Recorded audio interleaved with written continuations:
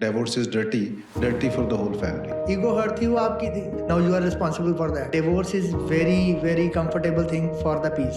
एक इंसान जो सा होता है वो सफरर होता है and that is a child. ये जिंदगी भर के लिए वो ट्रॉमा है जो उसको भुगतना पड़ेगा. बिल्कुल. लड़की आके खड़ी हो जाए और वो कोर्ट में आके बोलते जी मैंने तो डिवोर्स नहीं लेना. कि अगर किसी ने नहीं डिवोर्स लेना तो मेरे ख्याल से कोई कोर्ट उसको फोर्स नहीं कर सकती. उन्होंने कहा एनीबॉडी कैन क्लेम मेंटेनेंस. एक कोर्ट दिखा दो जहाँ पे कोर्ट अलाउ कर रही हो हस्बैंड को भी, हाँ तो ले ले भाई तेरी वाइफ कमा रही है कि एक मोशन में आप एक स्पॉट में बोलो तलाक तलाक तलाक और वो तलाक हो जाता था एंड दैट तलाक विल बी इररिवोकेबल तलाक. और जिसकी थाने में चलती है वो दूसरे को कोई ना कोई परेशानी का सबब दिलवाई देता है. लड़कियां उसको as a tool weapon use करती हैं against the husband for getting the compromise table. लड़की क्या चाहती है? Immediate money. मुद्दा वहाँ पे एक ही था कि पैसे कैसे ज्यादा से ज्यादा लिए जाएं हस्बैंड से. कई लड़कों ने ऐसे केसेस आए जिसमें लड़कों ने सुसाइड किया और बड़े लंबे लंबे उन्होंने सुसाइड नोट्स निकाले. अब एक कानून दिखा दो जो हस्बैंड के लिए बना हो. वो ना प्रॉपर्टी का भी हिस्सा मांगती है. हस्बैंड की प्रॉपर्टी पे वाइफ का राइट ऐसे नहीं बनता. आदमी लिटिगेशन करके कुछ नहीं, लेडीज लिटिगेशन करके कुछ. कानून सिस्टम जो सा लॉ एंड ऑर्डर सिस्टम हमारा बिल्कुल ही डंप हो गया.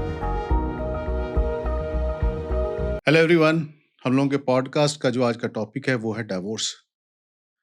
और इस टॉपिक के ऊपर डिस्कशन के लिए जो हम लोगों के आज गेस्ट हैं वो एडवोकेट मिस्टर मनीष दीवान. मिस्टर मनीष दीवान डिवोर्स केसेस के अंदर बहुत सारे सालों से डील कर रहे हैं और आज डिवोर्स से रिलेटेड जितने सारे भी क्वेश्चन क्वेरीज हो सकती है ना वो सब इनसे हमने पूछनी है. Advocate mister Manish Diwan, welcome to conversation with Neeraj Kaushik. Thank you. वो कहते हैं ना कि डिवोर्स इज ऑलवेज डर्टी. और आंकड़े अगर हम लोग देखें तो आंकड़े तो बहुत कम है. जैसे इंडिया में आई थिंक 1% के आसपास है divorce rate out of 100 marriages. Percentage इतनी कम है, ठीक है. और डिवोर्स इज ऑलवेज डर्टी वाली कहानी हमारे यहाँ इतनी ज्यादा बदतर क्यों हुई है? ये आपको लग रहा है कि डिवोर्स कम है. कहते हैं ना अगर बीमारी देखनी है तो हॉस्पिटल जाओ जी. अगर डिवोर्स देखने हैं तो कोर्ट आओ. अच्छा. आप कोर्ट आओगे तो देखोगे लिटिगेशंस जो सी हैं वो मेजॉरिटी ऑफ लिटिगेशंस डिवोर्स की ही हैं. अच्छा. आज की डेट में जो क्राइम है वो बहुत कम है. जो लिटिगेशंस मेजॉरिटी में है वो है डिवोर्स. क्या है कि basically divorce arising from a matrimonial disputes. When the matrimonial dispute starts there is a litigation and this is a bunch of cases. Okay. अगर हम देखते हैं इन bunch of cases में क्या होता है कि एक पैकेज डील आती है एक एडवोकेट के पास. अच्छा. अब वो पैकेज डील होती है वो कम से कम 5 से 6 केसेस की. Okay. एक केस नहीं है. डिवोर्स तो is only a part of a matrimonial dispute. Okay. जिससे हम कहते हैं कि अब ये पैकेज डील बंद होने वाली है. डील तो शुरू होती है जब वो डिस्प्यूट आपस में शुरू होता है. वंस अब वो हमारे जैसे एडवोकेट्स ही हैं जो इनको सब गाइड करते हैं अभी whatsoever is right and whatsoever is wrong according to their circumstances. बिल्कुल ठीक है. जब वो इनिशिएट होती है पुलिस कंप्लेंट के थ्रू. अब जब पुलिस कंप्लेंट के थ्रू एक इनिशिएट हो गई, जब वो जाते हैं पुलिस स्टेशन में, अब वो वुमेन पुलिस स्टेशन बना दिया गया है जी. हर जगह पे. हर शहर में एक पुलिस स्टेशन है जिसका नाम है वुमेन पुलिस स्टेशन. जी. अब जिसका नाम ही वुमेन पुलिस स्टेशन है मीनिंग देयर बाय कि वो police station is meant for women only. अब वहां पे आदमी जितना मर्जी विक्टिमाइज हो वो उधर तो सुनवाई वुमेन की ही होगी. बिल्कुल ठीक. अब वहां पे एक कंप्लेंट दी जाती है जाके जी मुझे डाउरी के लिए हरास किया गया जी.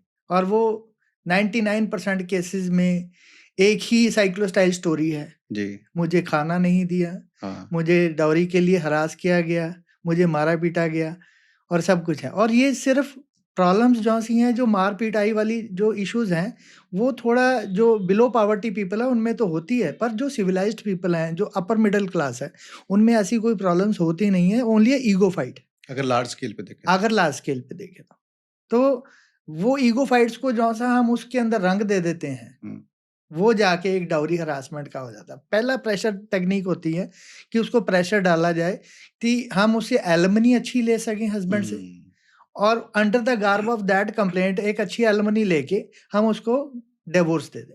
ओके. एंड उस पूरे प्रोसेस के अंदर आदमी की कोई सुनवाई नहीं होती। अगर वहां पे कुछ नहीं होता, देन सेकंड लिटिगेशन जो आती है लड़की के पास, वो आती है सेक्शन 125 ऑफ सीआरपीसी। अब बीएनएसएस में कन्वर्ट हो गया, तो 125 के अंदर लड़की अपने बच्चे की मेंटेनेंस क्लेम करती है जी। साथ ही वो एक डीवी एक्ट का केस कंप्लेंट और डाल देती है, जिसमें वो सारे सास ससुर के, भाइयों के, देवर के, जेठ के, सबके नाम डाल देते हैं भी ये सब मुझे तंग परेशान करते थे। तो डोमेस्टिक वायलेंस मतलब में कहीं ना कहीं जाके लगाएं तो ईगो शायद सबसे बड़ी जड़ निकल के आए। आज की डेट में मेजॉरिटी ऑफ केसेस में हम देखते हैं कि ego is the only issue, because all are educated. कोई काम करके खुश नहीं है घर का, उसको होता है भी हाँ मैं बाहर का काम कर रहा हूँ तो मैं घर का ना करूँ, चाहे वो लड़की है चाहे वो लड़का है, और वो किसी की कोई बात सुनने को तैयार नहीं है। पहले जमाने में होता था कि everybody listens to the karta of the family. कर्ता होता था मैं जो elder man of the family, जी। सब सुनते थे उसकी, और जो कमाते थे लाके कर्ता को दे देते थे, और कर्ता घर चलाता है। अब तो न्यूक्लियर फैमिलीज में आ गए हैं सारे। न्यूक्लियर फैमिलीज के अंदर नोबडी वांट्स किसकी इंटरफेरेंस। दे सेड भी हम ही अपने आप में करता धरता है। बिल्कुल। तो वो खत्म हो गया सिस्टम। जब वो सिस्टम खत्म हो गया तो ईगो क्लैश बहुत ज्यादा हो गया, कंपटीशन बहुत बढ़ गया, रेसें लगनी शुरू हो गई, उसका बच्चा ये कर रहा है मेरा बच्चा ये करना चाहिए, उसके पास इतना घर है मेरा उससे बड़ा होना चाहिए। तो अब ये रेसेस के कारण रिलेशंस तो खत्म हो गए and we remain with the nuclear families. मैं अपने पर्सनल एक्सपीरियंस से एक बात मैं शेयर करता हूँ आप लोगों के साथ कि एक ना हमारे जानने वाले थे, तो उनके बेटे का डिवोर्स का मसला शुरू हो गया। तो जैसे आपने बताया ना कि पुलिस स्टेशन से शुरू हुआ, ऐसे ही हुआ शुरू उसका भी। तो एकदम मेरे को कहने लगे मेरे साथ चलो आप, हमने जाना है वहाँ। और आज वो लड़की वाले भी आएंगे और हमारी बातचीत होगी, तो हो सकता है कोई वैलिड पॉइंट हो तो आप भी डिस्कस कर लेना। मैंने कहा ठीक है। तो हुआ ये कि वो दोनों परिवार आगे के बैठ गए। इधर से लड़के का बाप था, उधर से लड़की का भी बाप था। ये आपस में ही लड़ी जा रहे हैं, और जिस मुद्दे के ऊपर बात करने के लिए आए थे ना, उस मुद्दे पे तो एक सेकंड में लोगों ने बात नहीं की। वो ईगो इतना बड़ा था। नहीं सर, मुद्दा वहां पे एक ही था, हाँ, कि पैसे कैसे ज्यादा से ज्यादा लिए जाए हस्बैंड से। हाँ, इससे बड़ा मुद्दा नहीं है। अब हाँ, वहां पे अगर आप जाके कहोगे ये मैंने ऐसा नहीं कहा, या तूने ऐसा नहीं बोला, ये तूने झूठ बोला है, तो nobody will accept their mistakes ना। तो उसके बाद क्या हुआ कि मैं, जब वो थोड़ा सा ब्रेक भी होता है बीच बीच में, तो मैंने कहा यार आप डिवोर्स करने आए हो कि यहाँ पे मतलब वो बिजनेस टाइप कुछ करने आए हो कि मिल जाए, कम देना पड़े। लड़की वाले चाहते हैं कि ज्यादा मिल जाए, लड़के वाले कहते हैं कि कम देना पड़े। वो मैं कह यार कम से कम हम 2 घंटे से यहाँ पे बैठे हैं, लड़का लड़की को तो बैठा दो। फिर डिवोर्स तो कौन है? डिवोर्स माँ बाप का थोड़ी होना है। नहीं, फैमिलीज की आ गई ना। हाँ, अब बात वो मैं ये देख रहा था कि उस पूरे प्रकरण में सिर्फ एक ईगो थी जो हावी हुई थी। अब ईगो उसमें किसने हर्ट कर दी, तो मैंने कहा इनको तो बिठा दो लड़का लड़की को। और नहीं कहते हैं तो भी बच्चे हैं। अरे बच्चे हैं भाई, शादी तो तुमने कर दी, बच्चे कहाँ से रह गई? नहीं कहते इन्हें नहीं पता सब कुछ। जब इन्हें पता नहीं तो शादी क्यों करी? तो मैंने थोड़े से तीखे सवाल पूछ लिए शायद, तो वो थोड़ा ऑफेंड हो गया मेरे से। वो कहता आपको भी नहीं पता जी।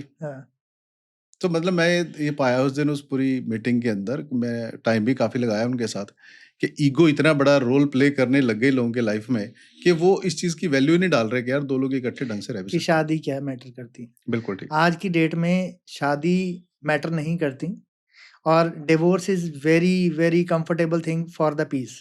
मैं कहता हूँ कि अगर कहीं पे आपस में नहीं बनती, take a divorce, gracefully divorce लो और अपनी अपनी जिंदगी जियो। छोटी सी जिंदगी है। आज की डेट में जो लाइफ साइकिल चल रहा है वो चल रहा है 60 to 70 ईयर्स का। 60-70 साल से उम्र ज्यादा नहीं है किसी की। और अगर आपने लिटिगेशन में 5-7 साल लगा दिए, मीनिंग देयर बाय कि you had spend a golden period in the litigation. Perfect. उसके अलावा अगर आप कहोगे भी गोल्डन पीरियड यहाँ स्पेंड कर लिया, फिर किस लिए आगे लड़ रहे हो? फिर तो कोई पर्पस ही नहीं रहेगा जिंदगी का। तो आई फील भी जिस ग्रेस के साथ हम शादी करते हैं, जानते थे नाचे टप के जा रहे हैं सारे, एंड बड़े हल्ले with big pomp and show एक मैरिज हो रही है। जब शादी होती है और जब डिवोर्स होता है, there is a lot of difference जी। और अगर हम उसी ग्रेस से वो चीज खत्म कर दें तो आई फील वो आगे के लिए भी एक एग्जांपल सेटअप हो सकता है। फॉरेन कंट्रीज में लोग ग्रेसफुली चलते हैं, शुरू भी ग्रेसफुली करते हैं, खत्म भी ग्रेसफुली करते हैं। परफेक्ट। यहाँ पे क्या है कि शुरू ग्रेसफुली करते हैं, एंड अप जो सा है वो क्लेश के साथ ही हो रहा है। एक चीज और मैंने देखी है, लड़का लड़की ने भाग के शादी तो कर ली, पर अब उनकी नींव बनी तो डिवोर्स के लिए उन्होंने माँ बाप खड़े कर दिए। अब वो माँ-बाप के अंदर पता नहीं कौन-सा ईगो कहाँ का उठ के आ गया कि तुमने पहले परमिशन नहीं ली और अब के तो हम ये कर देंगे, वो कर देंगे। लड़का-लड़की बाद में कभी मिलते नहीं, वो डिवोर्स के टाइम के ऊपर माँ-बाप ही झगड़ी जा रहे हैं। तो आई थिंक शायद इसीलिए कह रहे हैं कि divorce is dirty, dirty for the whole family.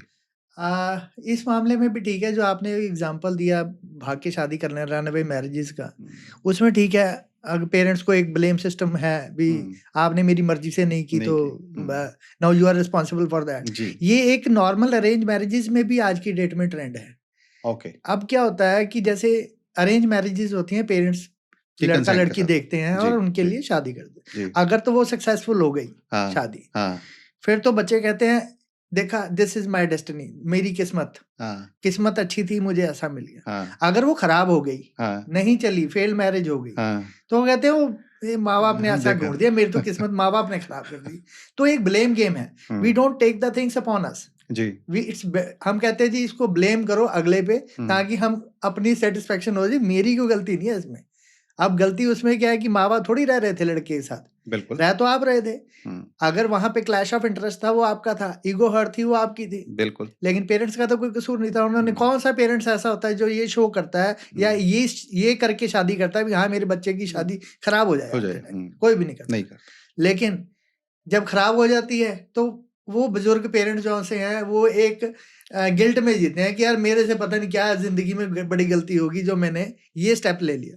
अगर हर कुछ प्रज्यूम्ड हो भी ये हुँ, चीज का रिजल्ट ये निकलेगा, हुँ, फिर तो यार बड़ा इजी है। फिर तो हम सबसे पहले जाके लॉटरी डालें, हुँ, हुँ, ठीक है ना, इसकी तो निकलनी है तो अपनी काम बन गया जरूरत ही नहीं है। तो this is called a lottery, ये भी लॉटरी है। ओके, अच्छी बीवी मिलना is a lottery. Lottery, luck, luck. Lottery and everything. अभी एडवोकेट साहब ये जो इंडिया के अंदर क्योंकि हर धर्म का इंसान रह रहा है, तो हर धर्म के हिसाब से आई थिंक कई सारे मैरिज एक्ट भी बने हुए यहाँ पे 5 तरह के डिवोर्स एंड मैरिज एक्ट्स हैं। हैं। जहाँ पे मैरिज एक्ट होता है वहाँ पे डिवोर्स एक्ट भी होता है, हर ओके, रिलीजन के साथ। ओके, मेजॉरिटी ऑफ जो हमारी पॉपुलेशन है दैट इज हिंदू। ओके। तो हिंदू मैरिज एक्ट बनाया गया hmm, for the performance of marriages of Hindu. जी, फिर मुस्लिम मैरिज एक्ट बनवाया गया for the performance of marriages of Muslims. Okay. एक पारसी मैरिज एक्ट बनाया गया, खैर आप मैरिज एंड आपने डिवोर्स एक्ट। मुस्लिम्स के बारे में कहा ना, जी जी ये जो अभी मुद्दा जो चला था जी ट्रिपल तलाक का, जी जी थोड़ा-सा उसके बारे में भी एक्सप्लेन करते हैं। सर, सहरा Bano versus union of India के नाम से एक केस आया था 2017 में। ओके, उसमें सुप्रीम कोर्ट के पास ये गया था कि ये ट्रिपल तलाक जौन सा है ये infringement of the constitutional rights है। ओके, यहाँ पे लेडी की फंडामेंटल राइट्स को इन्फ्रिंज किया जा रहा है। राइट टू इक्वेलिटी जो कि कॉन्स्टिट्यूशन में एक राइट दिया गया है उसको हुँ, इन्फ्रिंज किया जा रहा है। जी, बात भी ठीक है। हुँ, अब मुस्लिम्स में क्या था, एक तरीका था डिवोर्स लेने का। जी, वो कहते थी एक मोशन में आप एक स्पॉट में बोलो तलाक तलाक तलाक, जी, और वो तलाक हो जाता था एंड दैट तलाक विल बी इरिवोकेबल तलाक। हमारा कॉन्स्टिट्यूशन क्या कहता है? हमारा कॉन्स्टिट्यूशन ये कहता है कि इक्वल राइट फॉर एवरीबॉडी। अगर एक बंदे के तलाक देने से दूसरे को तलाक हो गया, उसका तो फंडामेंटल राइट खत्म हो गया। हुँ, उसके तो फंडामेंटल राइट में वो चीज आई ना। हुँ, वो तो चाहती नहीं थी डिवोर्स देना, जी, वो तलाक देना ही नहीं चाह रही थी, लेकिन उसके तलाक देने से अब वो उसकी तो सुनवाई हुई नहीं। तो उन्होंने एक जजमेंट पास की सहरा Bano versus state of UT में। उन्होंने कहा भी ये गलत है, इसको हिंदुस्तान में बैन किया जाए। फिर इंडियन लेजिस्लेचर ने 2019 में एक लॉ बनाया इंडियन मुस्लिम एक्ट के अंदर। उन्होंने ये प्रोविजंस ऐड किए और इस एक्ट को ख़त्म किया गया, तीनों तलाक वाला डिवोर्स को ख़त्म किया गया। जी, और ये भी कहा गया कि अगर कोई भी इंसान ये प्रैक्टिस अडॉप्ट करता है, तलाक तलाक तलाक, तो that practice is a illegal and a void practice and offensible, punishable under the law. Okay, That practice is punishable under the law in any of the person do with such a thing. मतलब अगर He कोई will be किसी को punished for 3 years, up to 3 years. अगर वो किसी को तलाक, तलाक, तलाक के दे अब भी बोल भी रहा आज है, की डेट में, अगर बोल भी रहा है तो? यस, अगर वो बोल रहा है ओके, तो this is a crime basically. Okay, अब वो क्राइम के अंदर उसको 3 साल तक की पनिशमेंट हो सकती है अच्छा, हिंदुस्तान में। Now this is ban in India. उन्होंने अलग अलग, देखो हम पारसी लॉ है, पारसी डिवोर्स एक्ट है, special marriage act, special divorce act है, इंडियन डिवोर्स एक्ट है, मुस्लिम डिवोर्स एक्ट है, हिंदू हिंदू डिवोर्स एक्ट है, हिंदू मैरिज एक्ट जिसको हम कह देते हैं, इसके अंदर सेक्शन 13 के अंदर देयर आर सर्टन ग्राउंड्स। इन सारे एक्ट्स में एक चीज बड़ी कॉमन है जी कि कौन डिवोर्स ले सकता है और कौन देता है और कैसे लिया जा सकता है। अगर इसमें हस्बैंड चाहे या वाइफ चाहे, वो अपने अपने लेवल पे डिवोर्सेस ले सकते हैं और डिफरेंट डिफरेंट ग्राउंड्स, और जो भी ग्राउंड्स हैं वो भी सबके मोस्टली कॉमन एक जैसे ही हैं, जैसे कि मेंटल एंड फिजिकल क्रूरलिटी होगी, डिजर्शन होगी। अगर कोई इंसान 7 साल से सोसाइटी में नहीं मिल रहा, जिसका कोई वेयर अबाउट नहीं पता चल रहा, तो उसको प्रज्यूम कर लेते हैं भी अब now he is no more, no more, तो उसका एक ग्राउंड बन जाता है। एक इंसान किसी रेप वगैरह में या किसी इस तरह के ऑफेंस में इन्वॉल्व हो जाता है, तो वाइफ उस ग्राउंड के ऊपर डिवोर्स ले सकती है। कोई इंसान इंसेनिटी में है, उसके दिमागी तौर पे ठीक नहीं है, उसको ऐसी ऐसी कोई मेंटल डिजीज है, तो उस ग्राउंड पे डिवोर्स हो सकता है। डेजर्शन के ग्राउंड पे डिवोर्स हो सकता है, जहाँ पे कि 2 साल से वो मैरिज कंज्यूमेट हो ही नहीं रही है, जहाँ पे कि लगता है कि अब ये मैरिज नहीं है, now this is a dead marriage and they are taking the burden of that dead marriage, तो वहां पे डिवोर्स लिया जा सकता है on different different grounds under different different provisions of the law. जो हिंदू मैरिज एक्ट है, इसमें बड़ा सिंपल सा एक तरीका, मैं हिंदू मैरिज एक्ट की बात इसलिए कर रहा हूँ बिकॉज मेजॉरिटी ऑफ हिंदूज जाता है। जी जी अगर हमें क्रुएलिटी के ग्राउंड के ऊपर डिवोर्स लेना है, 13(1)(a) के अंदर आ जाता है जी तो जब हम क्रुएलिटी का ग्राउंड ले रहे हैं, उसके अंदर हमारे को कोई सेपरेशन की जरूरत नहीं है। मैं तंग हूं, मैं परेशान हूं, मैं डिवोर्स चाहती हूँ। अगर डिजर्शन के ग्राउंड के ऊपर आप डिवोर्स ले रहे हो, वो भी सेक्शन 13 के अंदर ही आता है, उसके लिए आपको 2 साल का सेपरेशन जरूरी है। अगर आप 2 साल से सेपरेट रह रहे हो, only then you can file that ground of divorce.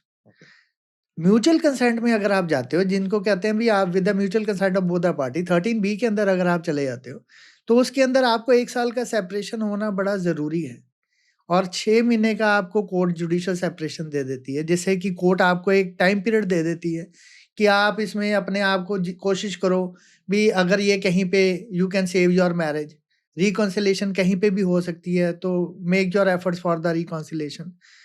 Otherwise अगर किसी ने ठीक होना हो, जी मेरी परसेप्शन ये है कि अगर किसी ने नहीं डिवोर्स लेना, तो मेरे ख्याल से कोई कोर्ट उसको फोर्स नहीं कर सकती, और लेने के लिए भी और ना लेने के लिए भी। जी जिसने नहीं लेना वो घर बैठ के ही उसका फैसला कर ले। जो कोर्ट में आ जाता है वो माइंड मेकअप करके आता है कि मुझे नहीं लेना। अगर उसको किसी तरीके से आप मीडिएशन में भेज दो या कहीं पे समझा बुझा के इकट्ठे कर भी दो, तो वो अगले जो हमने देखा आते 2-3 सालों में, वो फिर वहीं पे खड़े होते हैं आगे, कि नहीं जी अब बन नहीं रही, वही है हमारा प्लेटफॉर्म यही था, इसी प्लेटफॉर्म से वापस गए थे, यही प्लेटफॉर्म पे आ गए जी। एक हिंदू मैरिज एक्ट के अंदर एक बड़ा अच्छा प्रोविजन है जुडिशियल सेपरेशन का जी। वो भी सेक्शन 13 में ही आता है। Judicial separation can be go for a number of years. आपने डिवोर्स नहीं लेना, लेकिन आपने रहना भी नहीं अपनी वाइफ के साथ, तो आप क्या करोगे? ओ यार डिवोर्स नहीं लेना, मैं नहीं चाहता भी मेरे बच्चों के ऊपर कोई ऐसा स्टिग्मा आए या बच्चे देखें भी ये तो माँ बाप के इनके डिवोर्स हुए हुए हैं, तो वो कोर्ट से एक जुडिशियल सेपरेशन की डिक्री ले लेते हैं। अच्छा। वो कहते हैं जी now we are judicially separated from the court. Court ने हमें जुडिशियल सेपरेशन दे दिया नंबर ऑफ इयर्स के लिए। हाँ, उस जुडिशियल सेपरेशन के बेस के ऊपर आप कभी भी डिवोर्स के लिए अप्लाई कर सकते हो दोबारा। ओके। लेकिन वो डिवोर्स नहीं है, that is only a judicial separation. Actually में ना आमतौर पे जो कोर्ट्स हैं, आमतौर पे लोगों का नाता तो पड़ता नहीं इतना कोर्ट से, जेनरिक में बात कर रहा हूँ। तो कोर्ट लोगों ने कोर्ट और कोर्ट की प्रोसीडिंग देखी होती है मूवीज में, फिल्मों में, ठीक है? तो थॉट हमेशा फिल्मी होता है, इस करके कि ना बड़ा सोसाइटी में फेवरेट डायलॉग चलता है, I will sue you in court, I will sue you in court, I will see you in court. Court वो भी नहीं गया होता वैसे, ठीक है? तो चलो मुद्दा जैसे डिवोर्स का है, तो इसके अंदर मैं ये देख रहा हूँ कि कोर्ट जब भी किसी से बात करते हैं ना हम लोग कि उसका सेपरेशन हुआ या उसका ये हुआ, तो बात यहाँ से शुरू होती है कि वो ना थाने में झगड़ा चल रहा है भाई, डिवोर्स का मामला है और थाने में वो झगड़ा चल रहा है। तो मैंने कहा यार केस तो कोर्ट का है और थाने में आप लोग क्या कर रहे हो? तो मैं पॉइंट ये इसलिए पूछ रहा हूँ क्योंकि वाकई बहुत सारे लोगों को नहीं पता इसके बारे में कि क्या लीगल प्रोसेस है। इवन लोगों को तो शायद ये भी नहीं पता होगा कि कौन सी कोर्ट में जाना है, हायर कोर्ट में जाना है, लोअर कोर्ट में जाना है, सेशन कोर्ट में जाना है या कि जाना कहाँ पे है कोर्ट ने ना, ये भी लोगों को नहीं पता। मेरा पॉइंट इसके ऊपर उठता आके, क्योंकि जिस चीज़ से बात करो पुलिस की बात करेगा कि जी थाने में जाएं, तो इन केस सपोज करो 2 बंदों का झगड़ा हो गया, क्योंकि लोग आई थिंक शुरुआत इससे करते हैं कि थाने में कंप्लेंट करो, और फिर थाने में घूमती रहती है वो गांव में बहुत देर तक, और जिसकी थाने में चलती है वो दूसरे को कोई ना कोई परेशानी का सबब दिलवा ही देता है ना। नहीं, अब इसमें ट्रेंड चेंज हो गया, ट्रेंड चेंज हो गए नहीं, लेकिन अभी भी सर काफी यही चल रहा है। नहीं, अब क्या है कि जो पुलिस अथॉरिटीज हैं, हाँ जी। देखो पहली बात तो एक क्लैरिटी चाहिए हमारे को कि हाँ, डिवोर्स जो सा है वो पुलिस स्टेशन में कभी नहीं होता। ये मेरा पॉइंट आपसे यही था हाँ। कि अगर सपोज करो किसी फैमिली के अंदर डिवोर्स कोई ले रहा है बंदा, और दूसरी पार्टी ने जो है वो थाने के अंदर लिख के दे दी, कोई कंप्लेंट दे दी, और फाइनली उनको ये अल्टीमेटली पता है कि लेने डिवोर्स सही है इन्होंने, और इसी के चक्करों के अंदर ये चीजें कर रहे हैं, तो क्या वो बंदा खुद अप्रोच कर सकता है कोर्ट को, सो दैट वो थानों के चक्करों में पड़े ही ना? ऐसा भी पॉसिबल है? सर ऐसा है कि बड़ा अच्छा क्वेश्चन है आपका। हम्म, इसमें बेसिकली जो पुलिस स्टेशन का रोल है वो बड़ा लिमिटेड सा रोल है। जैसे कि मैंने पहले ही बताया कि एक कंप्लेंट जाती है वहां तो डाउरी हरासमेंट की। Dowry harassment is a separate issue, divorce is a separate issue. Okay, इन दोनों का आपस में कोई लेना देना नहीं। ठीक है। हाँ, अगर कॉम्प्रोमाइज हो जाता है, हाँ, डाउरी वाले केस में कॉम्प्रोमाइज हो जाता है, तो that can facilitate the divorce, okay, that can conclude with the things कि दोनों पार्टीज म्यूचुअल कंसेंट में डिवोर्स ले लेंगे। ओके, अदरवाइज अगर हम ये सोचें भी इसका किसी पार्ट के ऊपर कोई रोल आता है, कहीं भी डाउरी हरासमेंट का कोई रोल है, तो कोई रोल नहीं है। ओके, हम एक चीज बड़ी क्लैरिटी के साथ हमें पता होना चाहिए कि जो डिवोर्स है वो हमेशा जहाँ पे आप रह रहे हो, जहाँ भी आपकी जुरिडिक्शंस के अकॉर्डिंगली आप डिस्ट्रिक्ट जज के पास डाल सकते हो। हर डिस्ट्रिक्ट में एक डिस्ट्रिक्ट जज होता है, उस डिस्ट्रिक्ट जज के नीचे कई एडिशनल डिस्ट्रिक्ट जजेस होते हैं, और एक फैमिली कोर्ट हर जगह पे होती है। हर डिस्ट्रिक्ट में एक फैमिली कोर्ट होती है जी, वो फैमिली कोर्ट जो सी है वो डिस्ट्रिक्ट जज या एडिशनल डिस्ट्रिक्ट जज के नाम से होल्ड की जाती है जी, वो एक स्पेसिफिक कोर्ट होती है जहाँ सारे मैट्रिमोनियल केसेस जाते हैं। जितने भी डिवोर्स केसेस हैं वो स्पेसिफिकली वो फैमिली कोर्ट में जाते हैं, और फैमिली कोर्ट में देखा जाता है जाके भी इसमें पहले क्या है। अब जब डिस्प्यूट आता है तो कोई भी इंसान है, चाहे वो हस्बैंड है चाहे वो वाइफ है, उनके पास देयर आर 2 वे आउट्स। पहला तो उनका माइंड वेवरिंग नहीं होना चाहिए, स्टेबल होना चाहिए कि मुझे रहना है या नहीं रहना। अगर तो उसको रहना है इकट्ठे, then he have a remedy under section 9 of Hindu marriage act, that is restoration of conjugal rights. अच्छा, उसके अंदर क्या है कि आप एक पिटीशन फाइल करते हो सेक्शन 9 के अंदर, जिसमें आप कहते हो जी मैं इसके साथ रहना चाहता हूँ, ये under the influence of her family और हिज फैमिली ये मेरे साथ नहीं रह रहा है, इसको डायरेक्शन दी जाए कि मेरे साथ आके रहे, और मैरिज जो सी है वो हम आगे चलाएं।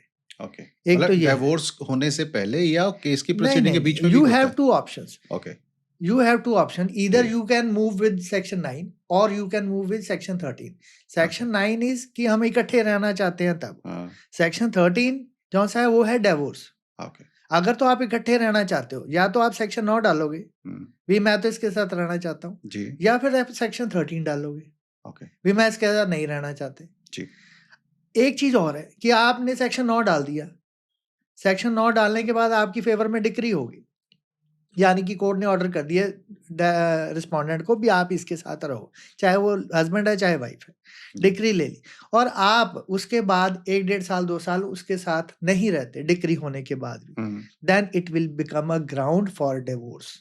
ओके, आप एक ग्राउंड बना लेते हो कि ये मेरा ग्राउंड है, ये डिवोर्स का, इसको मैंने डिक्री ली थी, ये मेरे साथ नहीं रह रही, मुझे डिवोर्स दिया जाए, उसमें इजीली आपको डिवोर्स मिल जाता है। वो भी सेक्शन 13 के अंदर ही एक प्रोविजन है, उसमें मिलता है। सर मैं ना पुलिस वाले पॉइंट पे दोबारा आता हूँ कि जो लोग तो अर्बन है, समझते हैं चीज़ों को, लॉ को भी समझते हैं, वो तो चलो इसके ऊपर अलग से एक्शन ले पाते हैं, लेकिन अभी भी जो रूरल में जो लोग रह रहे हैं ना, तो उनको ये लगता है कि जी लड़की ने केस कर दिया, उसमें जवाई को भी फंसा दिया, ननद को भी ले लिया, इसको भी ले लिया, और ये भी चीज़ें चली हैं क्योंकि डिवोर्स का केस है, थाने में चला गया, इसकी तो बेल भी नहीं होनी। तो मतलब मेरा क्वेश्चन इसके ऊपर है कि क्या ऐसा ही होता है कि अगर थाने में चले गए तो बेल नहीं होनी? लोगों के दिमाग में ना घुसी हुई है चीज़। पहले जब सिस्टम ये चलता था तो ये चीजें थी, अब कानून काफी बदल गया इस हाँ, चीज के अब ऊपर। लेटेस्ट क्या है सर इसके पहले तो ऊपर? आपके पहली बात का मैं जवाब देता हूँ, जी। जो आपने कहा जी सबके नाम डाल देते हैं। हाँ, ये बेसिकली टेंडेंसी क्या है, हाँ, जब एक लड़की वकील के पास जाती है भी मेरी कंप्लेंट बनाओ जी, अब वो वकील को जाके ये कहती है जी मेरी कंप्लेंट बनाओ। अब वकील ने उससे पूछना भी तेरे को कौन कौन तंग करता है, हाँ, वो कहती जी तंग तो आदमी करता है, हाँ, ਬਾਕੀ ਤੇ ਸਾਰੇ ਨਾਲ ਉਹਦੇ ਬਸ ਉਹਦੀ ਹਾਂ ਛਾਂ ਮਿਲਾਉਣ ਵਾਲੇ। ਕਹਿੰਦੇ ਅੱਛਾ ਹਾਂ ਕੌਣ ਕੌਣ ਮਿਲਾਉਂਦਾ ਹੈ? अच्छा ਹਾਂ ਉਹ ਕਹਿੰਦੀ ਜੀ ਮਾਂ ਹਾਂ मिलाती है, बाप हाँ मिलाता है, तो ਉਹਦੇ आगे भाई बहन जो भी है, हाँ। अब वो क्या करते हैं जी? हाँ, कहते वो भी बस उसकी हाँ में हाँ मिलाते हैं। अच्छा अच्छा चलती किसकी है घर में? कहते हाँ, भाई की बहुत चलती है। अच्छा अच्छा भाई का तो नाम डाल दो बीच में। अच्छा अब क्यों उसका नाम डाला? कहते भी उसकी पूंछ पे आग लगा दो। हाँ जब उसकी पूंछ पे आग लगेगी तो वो खुद बुझाने भागेगा। वो चाहेगा जल्दी से जल्दी खत्म हो केस। जो जो इंसान की घर में चलती है उनके नाम डाल दो आप केस में। उससे होगा क्या कि अगर हमें it's very easy to give advice to others. बिल्कुल अगर वो उसको उनको एडवाइस करना है उस बंदे की तो चलती है घर में। अगर उसको एडवाइस करना है उनको और उसके ऊपर कंप्लेंट नहीं है तो उसकी एडवाइस डिफरेंट होगी। अगर बिल्कुल उसका कंप्लेंट में नाम है हाँ उसके ऊपर एफआईआर भी होगी तो उसकी हाँ एडवाइस यही होगी यार मकाओ खत्म इसको, करो खत्म करो इसको, है ना, इसको बढ़ाओ मत। तो लड़की क्या चाहती है? इमीडिएट मनी, भी मेरी एलमनी मुझे दो और तुम अपने घर खुश मैं अपने घर खुश। ठीक वो इमीडिएट मनी जो सी है वो इसी तरीके से है कि जितने लोगों को ज्यादा से ज्यादा इंटेंगल किया जाए जी वो हो जाए। अब सुप्रीम कोर्ट ने बड़ी अच्छी गाइडलाइंस निकाल दी उसके ऊपर in favour of the boy. अच्छा क्योंकि आपने पीछे देखा कई लड़कों ने ऐसे केसेस आए जिसमें लड़कों ने सुसाइड सुसाइड किया किया और बिल्कुल बड़े लंबे लंबे उन्होंने सुसाइड नोट्स निकाले। आपने बिल्कुल देखा होगा बिल्कुल पीछे न्यूज में बिल्कुल काफी चल रहा ऑनलाइन भी है। आए हैं बड़े सारे हाँ बहुत चला। हाँ तो ये देखो हमारी जो सोसाइटी है वैसे तो मेल डोमिनेटिंग सोसाइटी है हाँ पर लॉ जो है वो वुमेन डोमिनेटिंग लॉ है। लॉ जिसको हम कहते ही वुमेन्स लॉ है। अब अच्छा हर चीज देखो 125 में मेंटेनेंस के लिए कानून बनाया उन्होंने कहा anybody can claim maintenance, husband भी और वाइफ वाइफ भी हाँ लेकिन एक कोड दिखा दो जहां पे कोर्ट अलाउ कर रही हो हस्बैंड को भी, हस्बैंड हाँ तू ले ले भाई तेरी वाइफ कमा रही है तो आप इनसे मेंटेनेंस ले लो। अच्छा जब लेने जाता है ना हस्बैंड, पहले तो हस्बैंड वैसे ही आप ही शर्म फील कर रहा होता है और उसके बाद जब वो लेने जाता है कोर्ट उसको ऐसी नजर से देखती है कि उसको नहीं है, मुझे चाहिए ही नहीं है डिवोर्स। तो 125 में वो नहीं ले सकता। डोमेस्टिक वायलेंस एक्ट वो लेडीज के लिए बनाया। सेक्शन 13 के अंदर वो दोनों के लिए लिमिटेड डिवोर्स के लिए बना दिए ग्राउंड्स जी भी, इसमें हस्बैंड ले सकता है जी इसमें वाइफ ले सकती है। जी एक कानून दिखा दो, अच्छा एक कानून दिखा दो जो हस्बैंड के लिए बना हो कि आप ये कर सकते हो। सिर्फ एक चीज है कि अगर लड़की का पॉइंट ऑफ व्यू आ जाता है और लड़की की कंप्लेंट फॉल्स पाई जा सकती है तो हम उसके खिलाफ कार्रवाई कर सकते हैं भी हाँ जी इसने मेरे खिलाफ झूठी कंप्लेंट की। लेकिन उस लेवल तक पहुंचता कौन है? वो वैसी उसकी सिचुएशन आई होती है लड़के की उस कि यार लेवल तक अपना पहुंच ही नहीं पाता इंसान। अपना अपना पीछा छड़ाओ ये तो हाँ हाँ उस लेवल तक पहुंचता ही नहीं है। उस वक्त तक उसका जितना मॉनेटरी लॉस हो चुका होता है कि उसको लगता ही नहीं कि अब मैं दोबारा वकील को फीस दे पाऊंगा। हिम्मत भी टूटी हाँ, होती है वो कहता है यार अब बड़ी मुश्किल से बाहर निकलो, छोड़ो भरा जो हो गया अब। आदमी लिटिगेशन करके खुश नहीं है, लेडीज लिटिगेशन करके खुश है आज की डेट में। अच्छा हाँ लड़के तो बहुत कम हैं जिनको कहते हैं भी ठीक है कोई फर्क नहीं पड़ रहा, काम धंधा है नहीं कोई, चलो कोई कोर्ट में केस लड़ लेते हैं। केस लड़ लेते जो वेले आदमी है ना वो केस लड़ रहे हैं। जो पढ़ा लिखा इंसान है और जिसके पास काम है वो कहता है जी मुझे लड़ना नहीं है, मैं आज 4 पैसे ज्यादा एलमनी के दे दूंगा लेकिन यह भी जो मैं इसके ऊपर लिटिगेशन में टाइम खराब करूंगा इतने में मैं दोबारा कमा लूंगा वो। तो दिस इज अ मेंटेलिटी। तो एक बंदा दोनों एक ही जगह में रह के both the mentalities will come with the things में। हाँ जी एक बंदा कह रहा है जी कोई गल नहीं लड़ते हैं और लड़ना भी किस बात के लिए होता है? छोड़िए, अपने बच्चे को पैसे दे रहे हो एलमनी के लिए, अगर आप वाइफ को दे रहे हो, अपने बच्चे को मेंटेनेंस दे रहे हो, कुछ दे रहे हो तो उसके लिए लड़ना क्या यार? अपने बच्चे को दे रहे हो तो ग्रेसफुली दो, बच्चे तो अपने हैं, अपने बच्चे को मेंटेनेंस देने में क्या है। लेकिन जब हम लिटिगेशन में आ जाते हैं और वाइफ के पास बच्चा रह रहा है तो फिर वो बच्चा भी जो सा है ना उसके लिए भी बच्चा भी एग्रीड हो जाता है। मैं तो एक बात कहता हूँ, we are going with several type of cases. सारी लिटिगेशन में मैं कहता हूँ ये हस्बैंड की गलती हो सकती है, वाइफ की गलती हो सकती है, लेकिन उस बच्चे की तो कोई गलती नहीं। एंड पूरे एपिसोड में in whole of the fight एक इंसान जो सा होता है वो सफरर होता है and that is a child.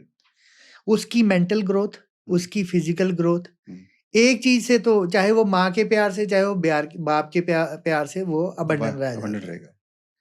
तो मैं तो जो भी मेरे पास आते हैं मैटर से इस तरह के, तो मैं उनको पहली बात तो उनको एक बात कहता हूँ, भाई तुम अपना पहले माइंड सेटअप बना लो और तुम एक बच्चे के लिए अपना सोच लो भाई तुमने बच्चे को क्या ये आगे का जो उनका फ्यूचर प्रोस्पेक्ट्स है उसके लिए पहले सोच लो। नहीं है, बिकॉज लिटिगेशन एक हमारी, एक बीइंग अ ह्यूमन भी हमारी एक रिस्पॉन्सिबिलिटी है कि हम ये देखें कि हाँ यार हम किसी का गलत तो नहीं कर रहे। पर ठीक है, प्रोफेशनल जो चीज़ें हैं वो अलग चीज़ें हैं। मैं सिर्फ पैसे को देख के मैं कहूँ जी मेरे 4 केस आए थे अपन ने चक देना इन्हों ने काम रखे, तो वो गलत है। This is wrong. वो दोबारा से उस पॉइंट पे फिर आऊंगा मैं। जैसे अभी लोग डरे हुए हैं कि मेरा नाम डाल दिया, जमाई का नाम डाल दिया, ये तो घर के अंदर ही फूट डल जाएगी, आगे जो ननद थी रिलेशन में उसका इसके डाल ऊपर ना दिया। एक सुप्रीम कोर्ट की जजमेंट आ गई है। हाँ, वो वो जजमेंट बताएं जजमेंट सर। में क्या है कि उन्होंने कहा है कि पहले क्या होता था, जो पहले सिस्टम में एफआईआर रात को रजिस्टर हो जाती थी, शाम को रजिस्टर होनी, रात को जी सुबह पुलिस वाले ट्रक लेके खड़े हैं और सवेरे 3 बजे जा रहे हैं, हाँ, सुबह 3 बजे जा रहे हैं हस्बैंड के घर पे, उठा लिया जी, वो सुते सुते उठा लिया उन्होंने रख के, हाँ जी बताओ क्या कर रहे हो, उठाओ इधर। लड़की जाती साथ में, वो कहती थी ये भी मेरा, ये भी मेरा, ये भी मेरा, जो जो उंगली कर देती थी वो सामान उठा के ट्रक में डाल लेते बिल्कुल थे ठीक है। और आ जाते थे। और कोर्ट में आके उस सुपरदारी पर रिलीज करा के ले जाती। इवन वो अपनी सास के ससुर के गले में से चेन्नई तक निकाल लाती थी। वो कहती थी ये भी मेरी माँ ने दी है, उसके भी गहने उतरवा लेने रखे। मतलब कि एक जलालत में जलील कर देना जिसको हम कह सकते हैं। अब सुप्रीम कोर्ट ने गाइडलाइंस इशू की। उन्होंने कहा हमें पता है कि मैट्रिमोनियल केसेस का जो सा ये प्रेशर है दैट कम्स अपॉन डाउरी। अब वो कहते हैं जी हमें पता है डाउरी का भी, उन्होंने they know each and everything भी। डाउरी का मकसद क्या है, डाउरी केसेस का मकसद क्या है, only to settle the alimony, nothing more than creating pressure upon the husband. तो इसका जो उन्होंने कहा जी, इसको एक काम करो, अगर आपके पास कोई कंप्लेंट आती है, पहले तो जो सी कंप्लेंट है उसको आप 60 दिन के लिए, 60 डेज के लिए कूलिंग पीरियड में डालो, मीडिएशन में डालो। Okay. Directly send the complaint to mediation centre before the court. वहां पे रहेगी, मीडिएटर्स हैं, ट्रेंड मीडिएटर्स हैं from the honourable supreme Court and from the honourable High Courts. ये ट्रेनिंग होती है स्पेशल मीडिएटर्स की। तो वहां पे वो उनको काउंसिल करते हैं, सारा मीडिएट करा जाता है, हर एक चीज को प्रोज एंड कॉन्स देखे जाते हैं सारे उनके। उसके बाद जब ये सारा सिस्टम टाइमलाइन होता है, अगर तो कुछ सेटल डाउन होता है तो वो वहां पे मीडिएटर्स उनको 2 ही बातें बताते हैं कि देखो आपके पास 2 वे आउट्स हैं, इधर तो आप इकट्ठे हो जाओ या अलग हो जाओ। अगर इकट्ठे होना है फिर तो कोई दिक्कत ही नहीं है, माफी मांगो, अपने अपनी चीजों की, जाओ इकट्ठे घर। अगर आपने अलग होना है तो उसके लिए एक ही चीज सेटल होनी है, दैट इज एलिमनी। एलिमनी के ऊपर बात करते हैं। फिर दूसरी चीज जो सेटल होनी है कि अगर आपके पास बच्चा है, वो बच्चे की कस्टडी किसके पास रहेगी। बिल्कुल। अगर वहां पे कुछ सेटल डाउन हो जाता है ग्रेसफुली तो ठीक है, नहीं होता तो वो return back to the police station आ जाती है, उनके बयान लिखे जाते हैं, then they will get the FIR registered. अब पहले होता था पूरी फैमिली के खिलाफ रजिस्टर कर दो FIR, now only directions are कि आप हस्बैंड के खिलाफ एफआईआर रजिस्टर करो और बाकियों का रोल जो है वो आते टाइम में इन्वेस्टिगेशन में देखो। ओके। इन्वेस्टिगेशन में अगर कोई रोल आ रहा है ठीक है, नहीं otherwise don't involve anybody in the matrimonial. तो मतलब कहने का, अगर कोई डॉवरी का पर्चा किसी लेडी ने दिया थाने में तो उस केस के अंदर 60 दिन का कूलिंग पीरियड आ गया। सो मतलब अगर किसी घर में सिचुएशन है तो 60 दिन तक तो वो ओवरनाइट उठा के जो आपने बताई थी बात, वो नहीं कर सकते। वो अब वैसे धक्का भी नहीं हो कर सकता। सकते, वो अब वैसे भी नहीं कर सकते। अच्छा, धक्का नहीं हो सकता। अब जो नया कानून आया उसके अंदर उन्होंने क्या दिया भी, इमीडिएट अरेस्ट नहीं होना चाहिए। जो पहले सीआरपीसी हमारे ऊपर लागू होती थी उसके अंदर भी सेक्शन 41A का प्रोविजन था। अब भी है प्रोविजन। तो उसमें क्या है कि in these type of cases no direct arrest will be made.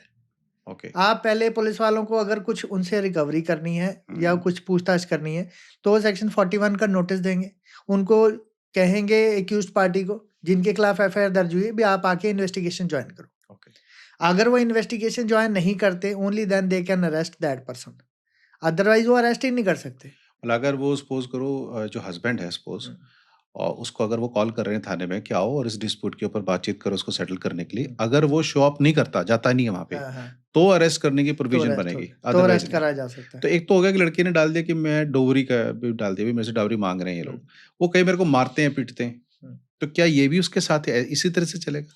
पता है क्या सर, अगर हम इसका ओवरऑल व्यू देखें कंप्लेंट्स का, तो अगर मारते पीटते हैं यहाँ पे, अब वो वाला सिस्टम तो खत्म हो गया कि टिट फॉर टैट करवाना है। भी उसके 2 थप्पड़ मार दिए उसने तो कह जी अब 2 थप्पड़ पहले मैं मारूंगी फिर बात करूंगी, ये तो हो नहीं सकता। अब तो ये है कि English people left with one of the thing that is sorry, और कहते जी इसके इससे ज्यादा कुछ नहीं कर सकते। नहीं कर सकते। तो सॉरी करके अगर बात आगे बढ़ सकती है तो ठीक है, एलमनी दे के बात आगे बढ़ सकती है तो ठीक है। अगर किसी ने अब कलेश ही करना है तो उसके लिए तो फिर कोई दिक्कत नहीं है ना, फिर तो उसने करना वो करने भी। अब क्या कई बार केसेस में क्या है कि ईगो फाइट इतनी बढ़ गई, वो कहते ऐसा है भी, let's come with the grey hairs, when we will get the grey hairs only then we will compromise the matter. ना मैं व्याहना, ना मैं आप ब्याह कराना, ना मैं इन्हें ब्याह करा देना। नहीं ये अब वो तो लड़की इस पॉइंट ऑफ व्यू में बैठी है या लड़का इस पॉइंट ऑफ व्यू में बैठा है कि ना मैं खुद शादी करूंगी या करूंगा, ना मैं इसको करने दूंगा। एक और बड़ा लोगों का पॉइंट रहता है कि जैसे लड़की डिवोर्स मांग रही है तो उस केस के अंदर वो ना प्रॉपर्टी का भी हिस्सा मांगती है। कहने हो गए, एलमनी होगी, ये तो भत्ता हो गया जो हर महीने में उसको चाहिए, ठीक है। लेकिन ये प्रॉपर्टी को लेके भी बहुत मसला होता है। तो ऐसी कौन कौन सी प्रॉपर्टीज हैं जिसके ऊपर वो अपना शेयर क्लेम कर पाती है लड़की? देखो, अभी एक मद्रास हाई कोर्ट की जजमेंट आई थी पीछे, बड़ी अच्छी जजमेंट है। उसमें तो उन्होंने राइट भी दे दिया लेडी को, अच्छा भी इसका प्रॉपर्टी पे राइट है, अच्छा ठीक है ना। But overall view in the India जो सा है वो ये है कि हस्बैंड की प्रॉपर्टी पे वाइफ का राइट ऐसे नहीं बनता। She can claim the maintenance whatsoever the requirements they have. अब लॉ के अंदर इतना फ्लेक्सिबल प्रोविजंस रखे गए हैं कि आपने आज मेंटेनेंस आपकी अवार्ड होगी, सपोज करो आपकी 10,000 रुपये मेंटेनेंस अवार्ड होगी, कल को आप कहते हैं जी मेरे तो 15,000 रुपया खर्चा हो गया, मेरी ये चीजें बढ़ गई, मैं यहाँ पे बीमार होगी या मेरा यहाँ पे खर्चा बढ़ गया, तो आप ऑल्ट्रेशन ऑफ एप्लीकेशन लगा दो, ऑल्ट्रेशन ऑफ ऑर्डर्स की, वो ऑर्डर्स ऑल्टर होके बढ़ सकते हैं, या उसकी इनकम बढ़ गई तो बढ़ा सकते हो, आपकी नौकरी चलेगी तो बढ़ा सकते हो। देयर आर सेवरल थिंग्स जिससे कि आप अपने मेंटेनेंस को ऑल्टर करवा सकते हो। कोर्ट ये कहती है कि आपको लाइवलीहुड के लिए तो हस्बैंड की मेंटेनेंस क्लेम कर सकते हो, प्रॉपर्टी नहीं क्लेम कर सकते आप। पर इधर है, या तो आप ये भत्ता ले लो, एलुमनी जिसको बोलते हैं हम लोग, या आप प्रॉपर्टी में शेयर ले लो। सर ऐसा है ना कि ये भी तो प्रॉपर्टी क्या है, दो तरह की प्रॉपर्टी है, मूवेबल एंड इमूवेबल। अब ये प्रॉपर्टी भी तो दिस इज आल्सो प्रॉपर्टी। अगर हम मनी कंसिडरेशन देखते हैं, दिस इज आल्सो प्रॉपर्टी, है नहीं। मैं कहूँगी इसका पैसों का मैं घर बना दूंगा तभी वो प्रॉपर्टी बनेगी, तो पैसा भी तो प्रॉपर्टी है। अगर उसने पैसा ही ले लिया, ठीक है ना। आज की डेट में कॉम्प्रोमाइजेस क्या जा रहे हैं, compromises on the top of the हिल। 50 लाख, 60 लाख, 1 करोड़, 2 करोड़, आजकल तो ये कॉम्प्रोमाइजेस है। हाँ, वो खबरें आती तो हैं, जो ये सिंगर एक वो हनी सिंह, उनका भी आया था पीछे, उसके बाद में कुछ क्रिकेटर्स हैं, उनका काफी फेमस होता रहा। सबके हैं, करिश्मा कपूर का है, बड़ों के केसेस थे, सारों के केसेस हैं इसमें। आप देखो वो तो चलो सेलिब्रिटीज हैं, सेलिब्रिटीज के तो चलो है, वो तो उनको पता भी, हाँ इनका लेवल ही बहुत ऊपर चला है। लेकिन आज की डेट में जो अपर मिडिल क्लास फैमिलीज हैं, उनके भी डिवोर्सेज जहाँ से हैं वो आम डिवोर्स नहीं रहे। जो एक टाइम होता था डिवोर्सेज होते थे 5 लाख, 10 लाख, 15 लाख वाले डिवोर्स, अब वो 5, 10, 15 वाले डिवोर्स नहीं रहे। Now the divorces are with the figures 50 lakhs, 75 lakhs, 1 crore. तो ये तो आम सी बातें होगी। अब जिसने 50 लाख लेना है, अगर वो कहे जी मुझे फ्लैट ले दो, पर इतने के फ्लैट आना, इतने के पैसे हैं, अब जो मर्जी ले लो। जैसी लड़की और लड़के में अनबन होगी ना, तो अल्टीमेटली तो वो चाहते हैं डिवोर्स मिल जाए। लेकिन वो ये चाहते हैं ना, एक बारी इसके लड़के वालों के ना जो रिश्तेदार हैं, इनकी गंदी भी करा दूं, इनको खज्जल भी कर दूं, परेशान भी करूं। तो ये एक टैक्टिक चलती है थाने के थ्रू। अगर वैसे टेक्निकली बात करें, क्योंकि वो चीज़ों की कंप्लेंट वो करती है जो उसके साथ कभी हुई ही नहीं, ठीक है। लेकिन जो दूसरी पार्टी है जिसने नहीं की, टेक्निक तो उसने करी नहीं, लेकिन वो इतना परेशान होते हैं वो लोग, डर जाते हैं लोग, कुछ हो ना हो, पर वो डर की, जैसे कहते हैं डर बड़ी चीज़ है। तो क्या वाकई उसको डरना चाहिए? चलो ऐसे पूछता हूँ आपसे ये बात, कि वाकई डरना चाहिए उसको? बड़ी इंटरेस्टिंग बात है कि एक चीज आपको बता देता हूँ, कहते हैं ताड़ी दोनों हाथों से बजती है। बिल्कुल। तो अगर हम ये कहें भी उसकी गलती नहीं है, वो नजायज ही तंग हो रहा है, तो ये तो पॉसिबल नहीं है। नहीं, उसकी तो मैं मानता हूँ, उसकी गलती होगी, हस्बैंड की भी गलती होती है, वाइफ की भी गलती होती है। नहीं, पर वो उसका जो आगे जो जवाई है परिवार का बेचारा, ठीक है, वो ताली में कहाँ से आ गया? देखो एक कहावत है, कहते हैं गेहूं के साथ घुन भी पिसता है, तो पीसेगा। अच्छा। ये तो ना कभी सिस्टम खत्म हुआ है, ना कभी सिस्टम खत्म होगा। अच्छा। तो ये तो जो बंदा बीच में, जो घर का सबसे प्यारा होता है वो भी इन्वॉल्व होता है, जिसकी घर में सबसे ज्यादा चलती होती है वो भी इन्वॉल्व होता है। उसको तो हम लोग खुद ही एडवाइस कर देते भी इन्हें तो कादली छड्या, इन्हें तो पाई लो विच, ठीक है ना। They will facilitate you for the compromise.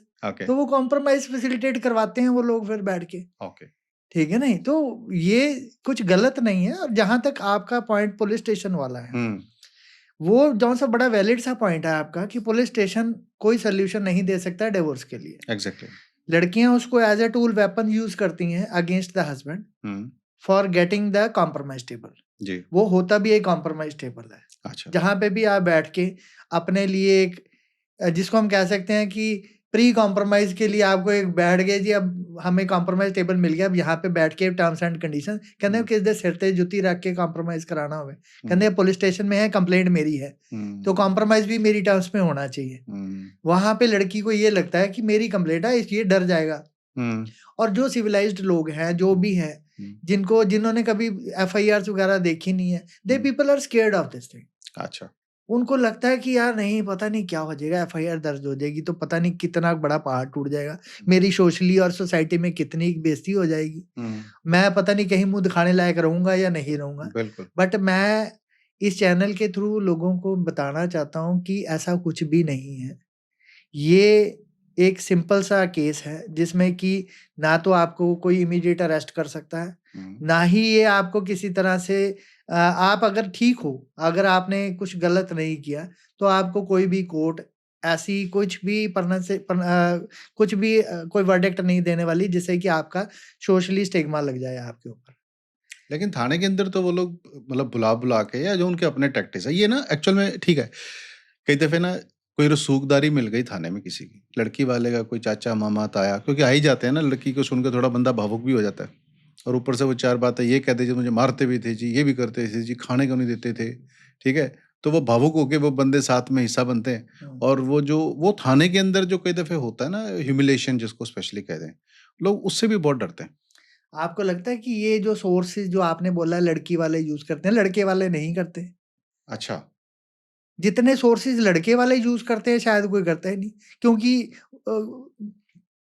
पानी में तो वो डूबे पड़े हैं, उनका तो यहाँ तक फंसा हुआ है, उनको पता भी निकलना तो उन्होंने है, उनको तो ज्यादा सोर्स की जरूरत है। वो इधर उधर से सारी जगह पॉलिटिकल इन्फ्लुएंस, अपना पुलिस का इन्फ्लुएंस, हर जगह से फोन करा, ये करा वो करा करके वो अपना जितना इन्फ्लुएंस यूज कर सकते हैं, करते ही लड़के वाले यूज है। अच्छा, लड़की वाले ने तो सिर्फ एक लिख के दे दिया, उनको पानी में डुबो दिया, अब वो अपने आप बेचारे जाके देखो इन्फ्लुएंस जी, मैं अपना आपसे करते एक हैं। बात कहता हूँ कि जो भी है, आपका डिवोर्स का सोल्यूशन कोर्ट में निकलना है। अगर आपको लगता है कि वुमेन पुलिस स्टेशन में उसने कंप्लेंट डाल दी है, तो एक आपके लिए कॉम्प्रोमाइज टेबल है वहां पे। अगर आपको अपनी डिग्निटी मेंटेन रखते हुए वहां पे कुछ कॉम्प्रोमाइज हो रहा है, अच्छा, तो गो हेड फॉर दैट। अच्छा। अगर वह नहीं हो रहा है वहां पे, तो देयर इज अ कोर्ट, आप कोर्ट आओ, डिवोर्स फाइल कर लो। वो always play with the good weapons. मैं तो एक चीज जानता हूँ, कहते हैं everything is fair in love and वार। तो ये लड़ाई है, कानूनी लड़ाई है जिसको हम कहते हैं। कानूनी लड़ाई जौन सी है, जहाँ लड़ाई आ गई वहां पे वेपन्स आ गए। अब वेपन्स का मतलब ये नहीं है कि हम ये बंदूकां दी गल कर रहे हैं कुछ, नो। जी। आपके एक इंसान का वेपन कौन है कोर्ट के अंदर? उसका वकील है। जी।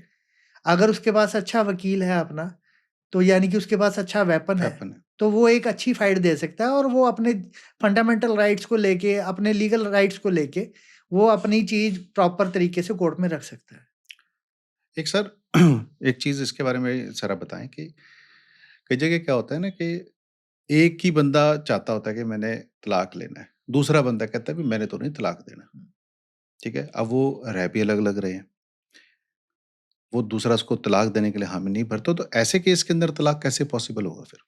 सर, अगर तो दोनों पार्टीज का रजामंदी से डिवोर्स होना है, तो वो उसको हम कहते हैं शॉर्टकट। ओके। वो शॉर्टकट क्या है कि आपका टाइम ज्यादा वेस्ट नहीं होता है। म्यूचुअल कंसेंट के अंदर, हर डिवोर्स एक्ट के अंदर एक प्रोविजन होता है जिसमें कि आपसी रजामंदी में आप डिवोर्स ले सकते हो। जी। जब नहीं देते तो व्हाट रेमेडी यू हैव? आपको डिवोर्स तो लेना ही है, चाहे वो मुस्लिम लॉ है, चाहे वो पारसी लॉ है, चाहे वो हिंदू मैरिज एक्ट है, हिंदू डिवोर्स एक्ट है।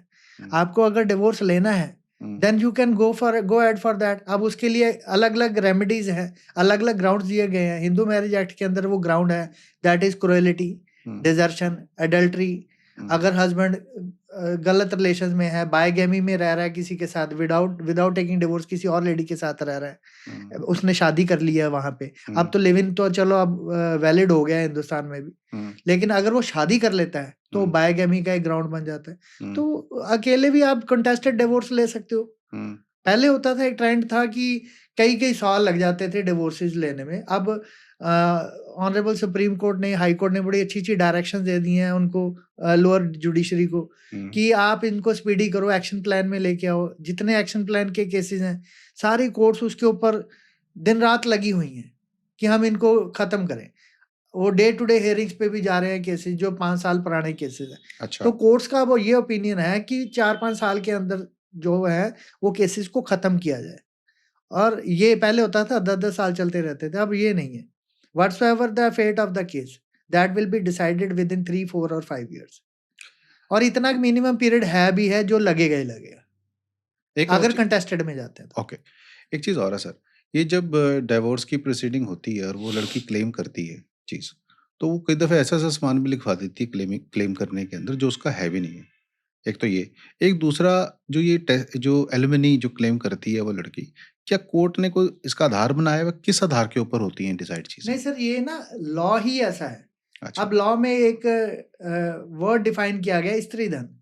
स्त्री धन। स्त्री धन। अच्छा, अब स्त्री धन क्या है? हाँ, बेसिकली अगर हम उसकी डेफिनेशन में जाते हैं, स्त्री धन क्या है, हुँ, तो the articles given by the bride side और given by the bride groom side अच्छा, टू द गर्ल। अच्छा, वाइफ को जो भी मिला, हाँ, चाहे उसके अपने ससुराल से, चाहे उसके पेके से, अच्छा, जो भी मिला हाँ। वो उसका स्त्री धन है।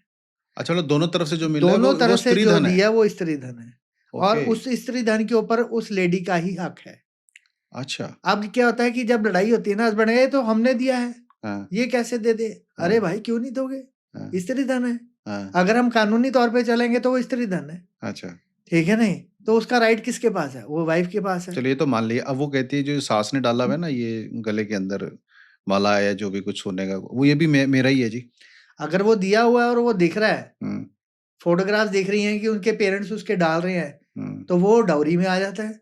वो ओके, कहती है जी डाउरी में दिया है, चाहे वो गिफ्ट के तौर पे दिया हो। हाँ, अब there is a difference between gift and a dowry. जी, अब वो कहते हैं जी उस वक़्त तो ये गिफ्ट है, हुँ, अब जब बिगड़ गई तो ये हाँ, डाउरी आ डाउरी गया, हो गई। इन्होंने माँगा था तो हमने दे दिया। डाउरी हाँ, के लिए हमें चेंज क्या करना है उसमें पार्ट, हुँ, कि इन्होंने कहा था जी मुझे रानी हार दे देना, देंगे तो आगे तो बढ़ेंगे। आगे बढ़ेंगे। तो ये हाँ, रानी हार तो हमने इसलिए दे दिया था सास ओके, को। ओके। अब वो रानी हार जौन-सा है वो गिफ्ट से कन्वर्ट होके डाउरी बन गया। तो मतलब ये होगा कि अगर किसी की शादी हो रही है, तो एक तो पहले जितने गहने दिए जा रहे हैं, आ रहे हैं, उनकी फ़ोटोग्राफ हो जाए और साथ में मैं कहता हूँ जी फ़ोटोग्राफ्स तो बैन होनी चाहिए। बैन होनी चाहिए। फ़ोटोग्राफ्स बैन होनी चाहिए, बिकॉज़ हाँ। इन फ़ोटोग्राफ्स के ऊपर ही तो सारे डाउरी के केस चल रहे हैं।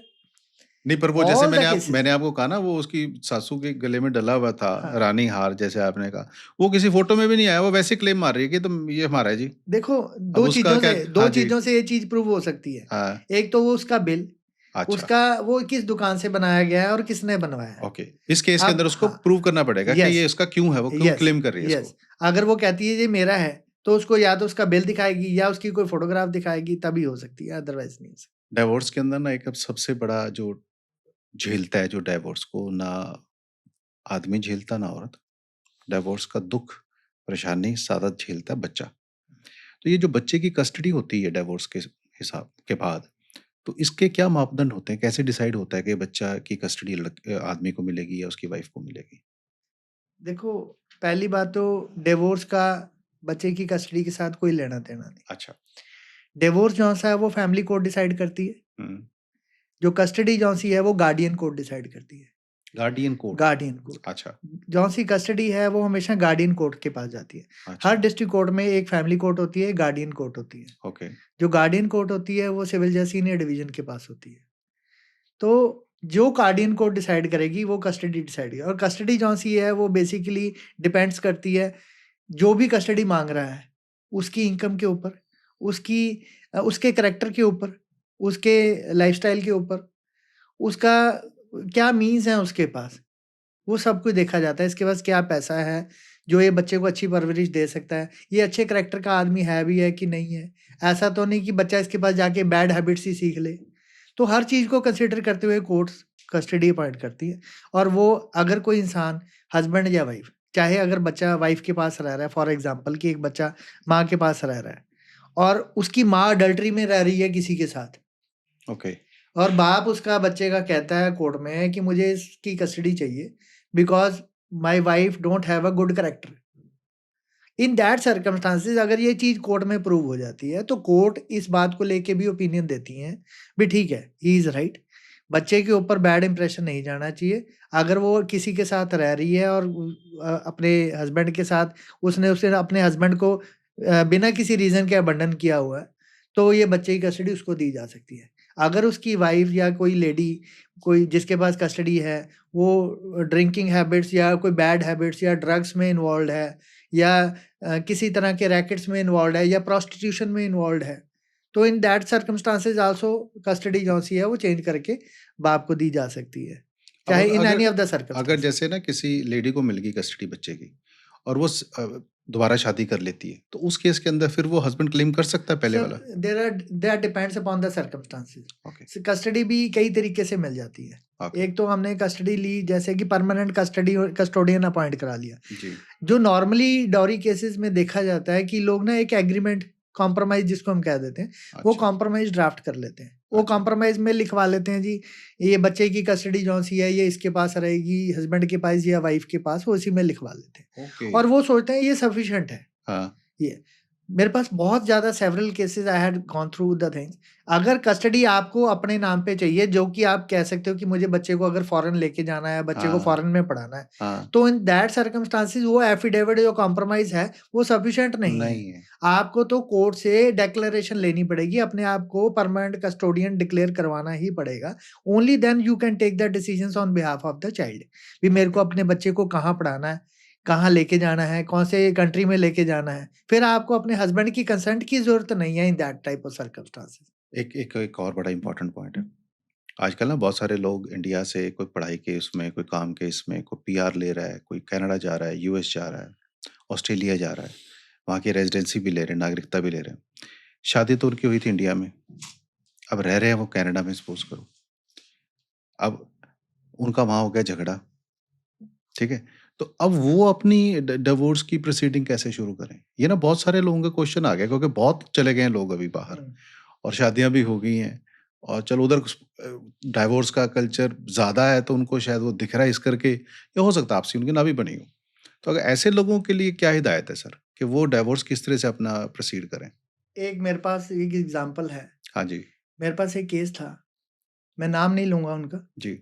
तो बड़ी अच्छी ऑफ़िशियल फ़ैमिली से लड़की बिलॉन्ग करती थी हुँ, एंड लड़की सिटिज़न थी, बाहर थी, मतलब कि स्टडी बेसिस पे बाहर रिसर्च कर रही थी यूएस में।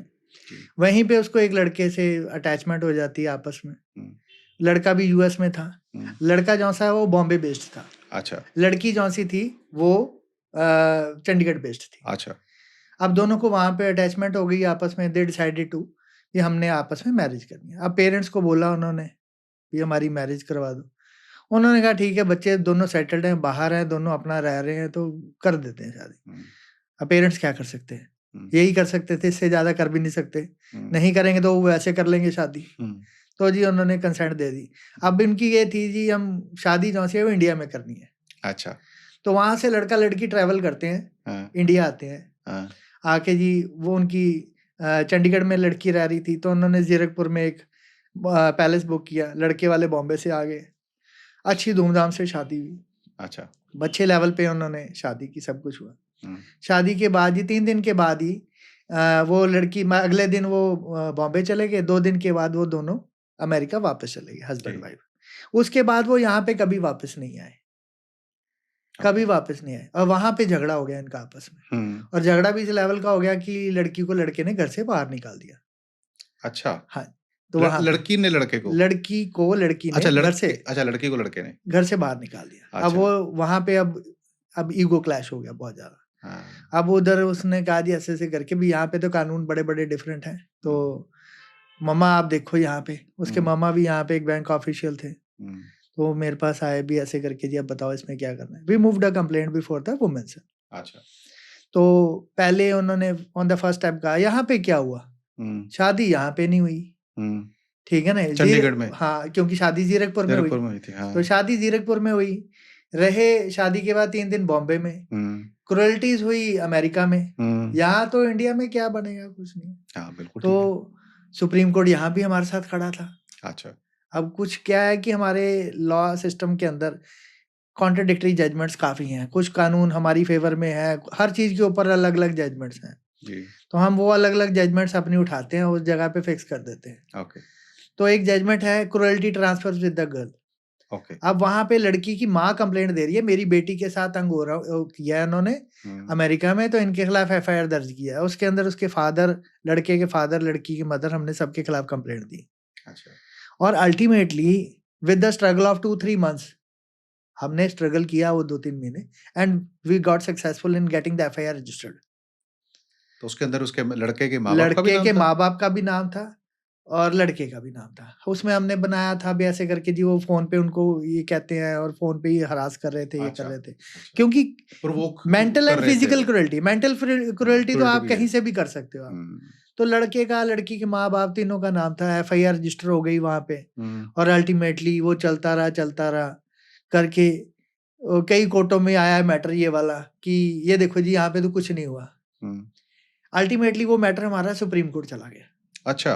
For the bail purpose only. आप मानो उसके अंदर बेल तक नहीं हुई उनकी ना, मतलब जैसे ही उसके एफआईआर रजिस्टर हुई तो उसके पेरेंट्स को उन्होंने अरेस्ट कर लिया? नहीं, हाँ। एंटीसिपेटरी बेल, अच्छा, उन्होंने एंटीसिपेटरी बेल गई। अच्छा। पहले यहाँ पे डिसमिस हो गई एंटीसिपेटरी बेल, फिर हाई कोर्ट से भी डिसमिस हो गई, अच्छा। और फिर सुप्रीम कोर्ट चले गए जी एक बेल के लिए, वो भी एक डाउरी हरासमेंट की बेल के लिए। हम सुप्रीम कोर्ट गए, वहां पे जी जाके supreme court is they have a very good system. वो मतलब कि ना एक अच्छे तरीके से चलते हैं। वो कहते हैं भी ठीक है, किसी के साथ गलत नहीं होना चाहिए, और खासकर वो लेडीज के साथ तो गलत बिल्कुल नहीं होने देते। आदमी के साथ चाहे हो जाए, कोई दिक्कत नहीं, उनको पता है ये तो सह लेगा, लेडी नहीं सह पाएगी।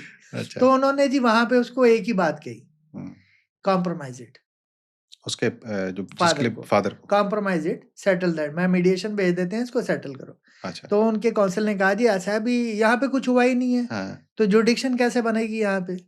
वो कहते हैं भी आप हमें जुडिक्शन मत समझाओ, सेटल इट, और आप देखो इसमें, आप मीडिएशन भेज देते हैं, आप देख लो। उन्होंने नहीं किया settle. Ultimately there bail was declined by the honourable supreme court. अच्छा। जब उनकी बेल वहां से डिक्लाइन हो गई, then they are left with no other option either to go behind the bars और सेटल इट डाउन। 50 लाख रुपए में वो सेटलमेंट हुआ, और 30-35 लाख रुपए उन्होंने लिटिगेशन में खर्च दिया। मतलब प्याज भी खाए और कोड़े भी, दोनों ही तो चीजें हुई। जो ये शुरुआत में 15 लाख रुपए में कॉम्प्रोमाइज हो रहा था, वो कॉम्प्रोमाइज 1 करोड़ में पहुंच गया। तो ये अगर हम ये सोचें भी मैंने तो यहाँ पे कुछ हुआ ही नहीं है, यहाँ पे कोई जुडिक्शन नहीं बनती, तो ऐसा नहीं है। Cruelty travels with the girl, लड़की जहाँ पे बैठी है वहां पे कंप्लेंट फाइल कर सकती है। उसके लिए जरूरी नहीं है कि वहां पे शादी हो या फिर वहां पे कुछ भी हो। हाँ, डिवोर्स के लिए आपके पास जुडिक्शंस हैं। डिवोर्स आप सिर्फ वहां पे डाल सकते हो जहां पे आपकी शादी हुई, या फिर जहां पे रिस्पोंडेंट रहता है। रिस्पोंडेंट मतलब जिसके खिलाफ, अगर हस्बैंड डाल रहा है वाइफ के खिलाफ, तो जहां वाइफ रहती है वहां पे। अगर वाइफ डाल रही है हस्बैंड के खिलाफ, तो जहां हस्बैंड रहता है वहां पे। तो ये जुडिक्शंस के हिसाब से, या फिर लास्टली रिजाइडेड टुगेदर के ऊपर, जहां पे आखिरी बार इकट्ठे रहे। एक थोड़ा सा इसको ट्विस्ट कर दें, आजकल नई चीजें जो आ रही हैं कि लड़की चलेगी कनाडा, ठीक है, उसने यहाँ शादी कर ली इंडिया में किसी के साथ, अब वो लड़की उसको बुला ही नहीं रही वहां पे, और उनके झगड़े इस कदर बढ़ गए कि वो कहते हैं हमने तो इकट्ठे रहना ही नहीं। अब इस केस के अंदर क्या प्रोसीड करें इस तरह के परिवार, क्योंकि इस तरह के भी पीड़ित परिवार बहुत सारे इकट्ठे हो गए। पहला जो आपसे बात करी आपने, उसमें बताया कि वो लड़की की तरफ से था कि लड़की को उसने निकाल दिया, फिर लड़की घर वालों ने प्रोसीड किया एंड ऑल दैट। लेकिन यहाँ पे सिचुएशन ये आ रही है कि लड़की तो बैठी है कनाडा में, शादी करने इंडिया में आई थी, ना लड़के को लेके गई, ना वो डिवोर्स दे रही है। अब उस केस के अंदर अब पीड़ित लड़का है सर, तो इस केस में इस तरह के जो पेरेंट्स हैं, ये जो फैमिलीज हैं, वो क्या लें फिर? उनको पता ही नहीं इस चीज़ के बारे में। अच्छा, वो कई मेरे को मिले 1-2 लोग ऐसे, तो वो कह रहे हैं कि जी हम जहाँ जा रहे हैं नई चीज़ मिल रही है हमें। कोई कुछ ज्ञान दे देता है, कोई कुछ ज्ञान दे देता है, और लड़की डरा रही है वहाँ बैठे-बैठे उनको। पता क्या है सर? जी। ये लोगों का ना, जो अपने जो नॉर्थ साइड के पंजाब के लोग हैं, हाँ जी। इनमें ये टेंडेंसी बहुत है कि बाहर जाएं। चाहे पहली बात तो, अब वो बाहर जाने के लिए वो खुद पढ़ना भी नहीं चाहते। ये भी है। वो कहते हैं जी हमें आईएलटीएस वाली लड़की मिल जाए, ठीक है ना। फिर वो कहीं से भी कोई भी गरीब घर की या कोई ऐसी लड़की उठा लेंगे जिसका कि कोई उन्होंने बैकग्राउंड नहीं देखा होता, कुछ नहीं देखा होता, और उस लड़की को भी ये होता है भी मेरे को तो बाहर जाने के लिए पैसे लगा दें, मैं अपना जाऊं और फिर उसके बाद राम राम करूं और फिर ठीक है, बात खत्म होगी। जी। तो दोनों एक दूसरे को बेसिकली यूज कर रहे होते हैं वहां पे। वहां पे लड़का भी उसको यूज कर रहा है बाहर जाने के लिए, अपने आप को एक प्लेटफॉर्म बना रहा है, marriage of comfort. Marriage of comfort, जी ठीक है ना। अब हाँ वहां जाने के बाद लड़की तो पहुंच गई बाहर, उसका इंटरेस्ट खत्म हो गया। जी अब उसको कोई इंटरेस्ट नहीं है पीछे से, क्योंकि उसको पैसे जो लगने थे लगा दिए, सब कुछ हो गया। अब लड़के के पास क्या रेमेडी रहेगी? या तो वो अपने आप भी ट्रैवल वहां कर जाए और वहां जाके उसके कानून के हिसाब से लड़ ले, या फिर उसका जो कानून यहाँ पे कानूनी शादी हुई है वो अपना उसके अकॉर्डिंगली डिवोर्स फाइल करे, एक्स पार्टी डिवोर्स ले ले। What is ex parte divorce? Ex parte divorce is a one sided divorce. We अच्छा can say this is a divorce where the other party is not appearing before the court.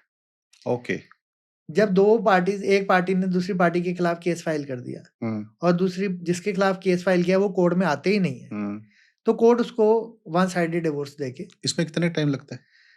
इससे contested divorce से कम time कम time लगता लगता है। ये लगा के चलें फिर भी हमें कम से कम 1-1.25 साल लग जाता है। फिर तो जैसे सपोज करो ये लड़की फॉरेन में थी, ये तो आ ही नहीं रही थी, लेकिन कई दफ़ा ऐसा भी होता है ना कि दो पार्टियों में से, हस्बैंड वाइफ में से, सपोज करो वाइफ कहते मैं तो डिवोर्स देना ही नहीं है, तो अगर आप इस तरह का कोई अप्लाई करते हो तो एक्स पार्टी जो आपने कहा, अगर उसके ऊपर वो नहीं आती तो यहाँ पे उसको भी मिल जाएगा डिवोर्स बॉय को। बट अगर इस तरह का एक्स पार्टी वो डाल रहा है और लड़की आके खड़ी हो जाए और वो कोर्ट में आके बोलते जी मैंने तो डिवोर्स नहीं लेना, तो ऐसी स्थिति में क्या बनेगी बात फिर? एक रिसेंटली एक मैटर था हमारे पास कि जिसमें कि लड़का लड़की दोनों they both are in Singapore, जी वहीं पे रह रहे थे, सब कुछ वहाँ पे था, and she came back over there. ते हमने we got registered FIR firstly in women police station Mohali. FIR register होने के बाद हमने उसको डिवोर्स का नोटिस भेजा। हमें पता था अभी अब FIR, अब एक प्रोसीजर समझो एक बात को कि हमने पहले FIR रजिस्टर करा दी। अब हमें ये पता है कि वो बंदा FIR के चक्कर में यहाँ पे नहीं आएगा। Now we can take ex parte divorce. अच्छा अब हमने एक्स पार्टी डिवोर्स ले लिया, डिवोर्स भी हो गया। अब डिवोर्स क्यों हुआ? क्योंकि उधर उसकी PO प्रोसीडिंग चल रही है FIR वाले केस में। वहां पे उसको पता मैं जाऊंगा तो इधर आऊंगा अरेस्ट हो जाऊंगा, तो इस चक्कर में वो यहाँ पे नहीं आ रहा। इजीली लड़की को डिवोर्स मिल गया, अगली ने अपनी शादी करनी है, कहीं करनी है, अगली फ्री हो गई अगली शादी के। अब लड़का फंसा है वहां पे, जब तक कि उसका वहां से PO प्रोसीडिंग खत्म नहीं होगी, जब तक वो इंडिया में नहीं आ सकता। FIR नहीं खत्म होती, FIR खत्म नहीं होती, वो इंडिया में नहीं आ सकता, उसका LOC खुल जाता है। ओके LOC मतलब लाइन ऑफ कंट्रोल। अच्छा लाइन ऑफ कंट्रोल के अंदर क्या है कि अगर किसी के खिलाफ कोई FIR है और वो लड़का हस्बैंड या वाइफ बाहर है कहीं पे, तो एक इंटीमेशन दे दी जाती है एयरपोर्ट्स पे, जहाँ की अगर कभी भी इन केस वो कभी भी एंट्री करते हैं इंडियन जुरिडिक्शन में, तो वहाँ पे उनको इमीडिएटली उसमें अरेस्ट कर लिया जाएगा और फिर कंसर्न्ड SHO को या फिर इंक्वायरी इन्वेस्टिगेशन अफसर को इन्फॉर्म करके उनको हैंड ओवर कर देते हैं वहाँ पे। अभी जैसे किसी कपल की शादी तो हुई इंडिया में, रह रहे हैं सपोज करो ऑस्ट्रेलिया में, न्यूजीलैंड में, कहीं पे भी अब्रॉड, अब उनको लेना है तलाक, ठीक है, और वो सिंपल तलाक मतलब दोनों के कंसेंट है तलाक, तो क्या वहां पे तलाक ले सकते हैं वो लोग, या उनको तलाक लेने के लिए भी इंडिया आना पड़ेगा? ले सकते हैं, वहां पे भी तलाक ले सकते हैं। कैसे? वहां पे भी जो उनका डिवोर्स सिस्टम है आज की डेट में, क्योंकि वो उनका तो ये बोलेंगे ना जो उनकी अथॉरिटीज है कि भाई आपकी शादी तो वहां हुई है, रजिस्टर्ड मेरे यहाँ तो है नहीं आपकी मैरिज, तो अब डिवोर्स के लिए कैसे? ओके, क्वेश्चन आ सकता है उसमें? आ सकता है। ओके, और डिवोर्सेस होते भी हैं। अच्छा, जहां मर्जी आप डिवोर्स ले सकते हो। ओके, अब क्या है कि अगर बंदा वहां पे डिवोर्स मांग रहा है कहीं पे, तो वो इसका मतलब कि he is a resident of that country. अगर वो if a person residing in that country, तो वहां पे वो डिवोर्स फाइल कर सकता है। वहां पे आपकी रेजिडेंसी होनी जरूरी है। रेजिडेंसी होनी जरूरी है, क्योंकि ना वीजा भी कई तरह के होते हैं। एक तो वीजा होता है कि जैसे कोई वर्क परमिट पे गया है वो 2 साल 3 साल के लिए है, कोई स्टडी परमिट पे गया है स्टडी वीजा पे वो 2-3 साल के लिए है। पता है क्या है इसमें ये मैटर नहीं करता। अच्छा, आप वहां पे रह रहे हो, ये अब वो ये थोड़ी वेट करेगा कि मेरी जब तक परमानेंट रेजिडेंसी नहीं आती, जब तक मैं डिवोर्स के लिए मैं बैठा रहूंगा। उसको तो आज रिक्वायरमेंट है। अगर उसकी आज रिक्वायरमेंट है तो उसका किस मर्जी टाइप का वीजा लगा हुआ है, so it doesn't make any difference. Visa is not a part of that. तो वो वहीं पे अप्लाई कर सकता है अपना डिवोर्स, और उसके बाद अगर डिवोर्स वहां की कोर्ट से उसको हो जाए तो उनकी कोर्ट का जो ऑर्डर है उनके डिवोर्स का, क्या वो यहाँ मान्यता? सर ऐसा है कि ऑर्डर मान्य होता है। अच्छा, लेकिन अभी एक पीछे रिसेंटली जजमेंट आई, जो कि हमारे चंडीगढ़ डिस्ट्रिक्ट कोर्ट की जजमेंट है, जिसमें कि उन्होंने बाहर के डिवोर्स को भी उन्होंने रद्द कर दिया। ठीक है ना। उसके अंदर देखो सर्कमस्टांसेस हर केस के अलग अलग होते हैं। Might be they have some different type of circumstances, वो एक्स पार्टी था या क्या था, हम्म, वो एक अलग था। पर हम्म, कोर्ट का डिवोर्स तो कोर्ट का ही माना जाएगा, वहाँ का डिवोर्स की भी उतनी ही वैल्यू है, अच्छा। ऐसा कुछ नहीं है कि वैल्यू नहीं है। हम्म, कई जगह पे है कि डिवोर्स जो है फ्रॉडलेंट तरीके से लिया जाता है, अच्छा। वो अगर कहीं पे फ्रॉडलेंट एक्ट बीच में आ जाता है हम्म, तो वो डिवोर्स जो है वो नलीफाई कोई भी कोर्ट कर सकती है। ओके। एक ओके बड़ी इंपॉर्टेंट बात है, जी। जैसे कि हम म्यूचुअल कंसेंट की बात कर रहे थे डिवोर्स की, हम्म, तो म्यूचुअल कंसेंट के अंदर एक सिस्टम है। हम्म, आज की डेट में 90% लोग गलतियां कर रहे हैं इसके अंदर। वो क्या गलती है कि शुरुआती शादी के अंदर ही प्रॉब्लम्स आ जाती हैं। हम्म, शादी होते ही 2-3 महीने 4 महीने के अंदर प्रॉब्लम्स आ जाती हैं उनको, और 2-3 महीने में वो डिसाइड कर लेते हैं कि मुझे नहीं रहना इसके साथ। हम्म, अब जब वो डिसाइड कर लेते हैं तो उनको जल्दी होती है भी अब जल्दी जल्दी डिवोर्स ले हो लें। जाए। एक अभी रिसेंटली हमारे पास केस आया अमृतसर का, हम्म, जो कि लड़की यहाँ पे है एक जो सेकंड मैरिज में है। हम्म, उसमें क्या हुआ, एक लड़का है मोहाली का, उसने एक लड़की अमृतसर की लड़की से शादी की पहले। 2019 में शादी हुई, वहाँ पे शादी हो गई, रजिस्टर हो गई। जिस पैलेस में शादी हुई वहाँ पे सारे फोटोग्राफ्स वगैरह सब कुछ हो गया, और वो शादी नहीं चली ड्यू टू 1 2 3 और एनी ऑफ द रीजन। जब शादी नहीं चली तो दोनों पार्टीज ने आपस में ये डिसाइड किया कि हम डिवोर्स ले लें। अब वहाँ पे केस क्या था कि असली में शादी जो सी हुई वो उनकी हुई थी 2021 में, अच्छा। और वो जो डिवोर्स के लिए चले गए 6 महीने के बाद ही डिवोर्स के लिए चले गए, आफ्टर अच्छा। 6 मंथ्स। अच्छा। अब 6 महीने बाद डिवोर्स तो मिल नहीं सकता, हाँ, तो उन्होंने क्या किया, हाँ, या कहें भी उनके काउंसिल्स ने भी उनको एडवाइस कर दिया या कैसे कर दिया। हम्म, उन्होंने किया जी, जैसे 18/12/2021 को शादी हुई, हाँ, उन्होंने कहा जी ऐसे करो, शादी 2 साल पीछे कर लो डेट। अच्छा। उन्होंने डेट डाल दी जी 18/12/2019। अच्छा। डेट ऑफ मैरिज चेंज कर दो। हाँ, अगर 2 साल पीछे की चलेगी शादी, हाँ, तो 1 साल पुराना सेपरेशन दिखा देंगे। हाँ, 1 साल पुराना सेपरेशन दिखा दिया, अभी 1 साल का सेपरेशन होना ज़रूरी है। हाँ, वो सेपरेशन के ऊपर साथ ही जी दोनों मोशन रिकॉर्ड हुए कोर्ट के आगे। कहा जी मेरी 2019 में शादी हुई थी, इतनी देर से हम लग रहे हैं, तो हमारा डिवोर्स कर दो। कोर्ट ने क्या करना है, court will not go into the depth of the things. Exactly. उनके लिए तो आपने एफिडेविट के तौर पे चीज़ें दे दी, हम्म, एफिडेविट सपोर्टिंग है, उन्होंने मान लेना भी आप सच बोल रहे हो, और उन्होंने डिवोर्स कर दिया। अब वो लड़के ने डिवोर्स लेने के बाद एक सेकंड मैरिज परफॉर्म करता है जो मोहाली की लड़की के साथ। अच्छा। अब वो जब परफॉर्म हो गया, वही सेम प्रॉब्लम जो फर्स्ट मैरिज में वो लड़की फेस कर रही थी, उसकी फर्स्ट वाइफ, वही प्रॉब्लम सेकंड वाइफ को भी आ गई। अच्छा। ठीक है ना। उसमें क्या था कि वो कुछ उसकी लड़के को फिजिकल प्रॉब्लम्स थी अच्छा। उसमें, अच्छा। तो चलो वो चलता रहा जी। हम्म, अब वो लड़की ने जब उसकी, अब पहले तो कोई वेरिफिकेशन करता नहीं है इतना भी, ठीक है जी बनी नहीं, ठीक है। अब जब उन्होंने बनी नहीं तो उन्होंने अपनी तरफ से पूरी उसकी इन्वेस्टिगेशन किया भी, देखो इसमें पहले क्या प्रॉब्लम थी। हम्म, जब वो लड़की से पुरानी वाइफ से बात हुई तो उसने बोला जी शादी कब हुई थी, कहती जी दो हमारी शादी 2021 में हुई थी। अरे कहीं यार जो पेपर दिखाए थे हमारे को उसमें तो शादी की डेट जो सी है वो 2019 की है। हाँ, कोर्ट से पेपर सर्टिफाइड कॉपीज निकलवा ली सारी, सब कुछ आ गया। हम्म, देखा कहाँ पे शादी हुई थी, फलाने रिजॉर्ट में शादी हुई थी, वहां से जाके भी रिकॉर्ड निकाल लिया।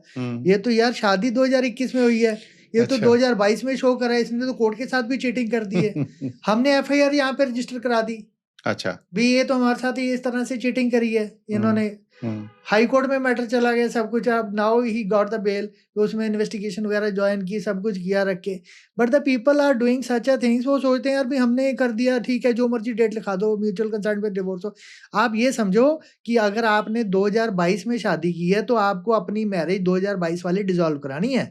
अगर आपकी शादी 2000 आप शो कर रहे हो 2019 में हुई है, शादी हुई 2022 वाली, डिसॉल्व कौन सी की शादी कोर्ट ने? 2019। 2019 वाली। 2022 वाली तो सस्टेन कर रही है। जो ओ, आप दूसरी मैरिज कर रहे हो वो क्या है, हाँ, वो इनवैलिड मैरिज होगी, वॉइड मैरिज होगी विदाउट टेकिंग डिवोर्स। उसका तो उस मैरिज, वो तो डिसॉल्व हुई नहीं मैरिज। हाँ। अब दूसरी मैरिज जो सी है वो भी डिस्प्यूटेड होगी, तो उसके अच्छा। लिए अब एक और ऑफेंस बनता है हम्म, कि इसने बायगैमी भी कर दी। 2 शादियां कर क्योंकि ली। नहीं नहीं, पहली शादी का डिवोर्स लिए रहते बिना हुए, दूसरा कर हाँ, दिया, दूसरी कर ली इसने, हाँ। ठीक है ना, तो बायोगेमी का भी ग्राउंड बन गया। तो हम इतनी कॉम्प्लिकेशन, देखो ये मत सोचें कि आज हम कुछ भी लिख देंगे हम्म, तो उसका कल को पता नहीं नहीं चलेगा। चलेगा। अच्छा ढक जाए बात तो ढक जाए, लेकिन कहते हैं ना जब निकलने पे आती है ना तो सुइयां भी निकल आती हैं बीच में से, भी कहाँ से बिल्कुल क्या ठीक, निकल। बिल्कुल ठीक। तो मैं तो यही एडवाइस करूंगा जब हम कोर्ट के पास जाते हैं, hmm, just go with the fair things. Okay.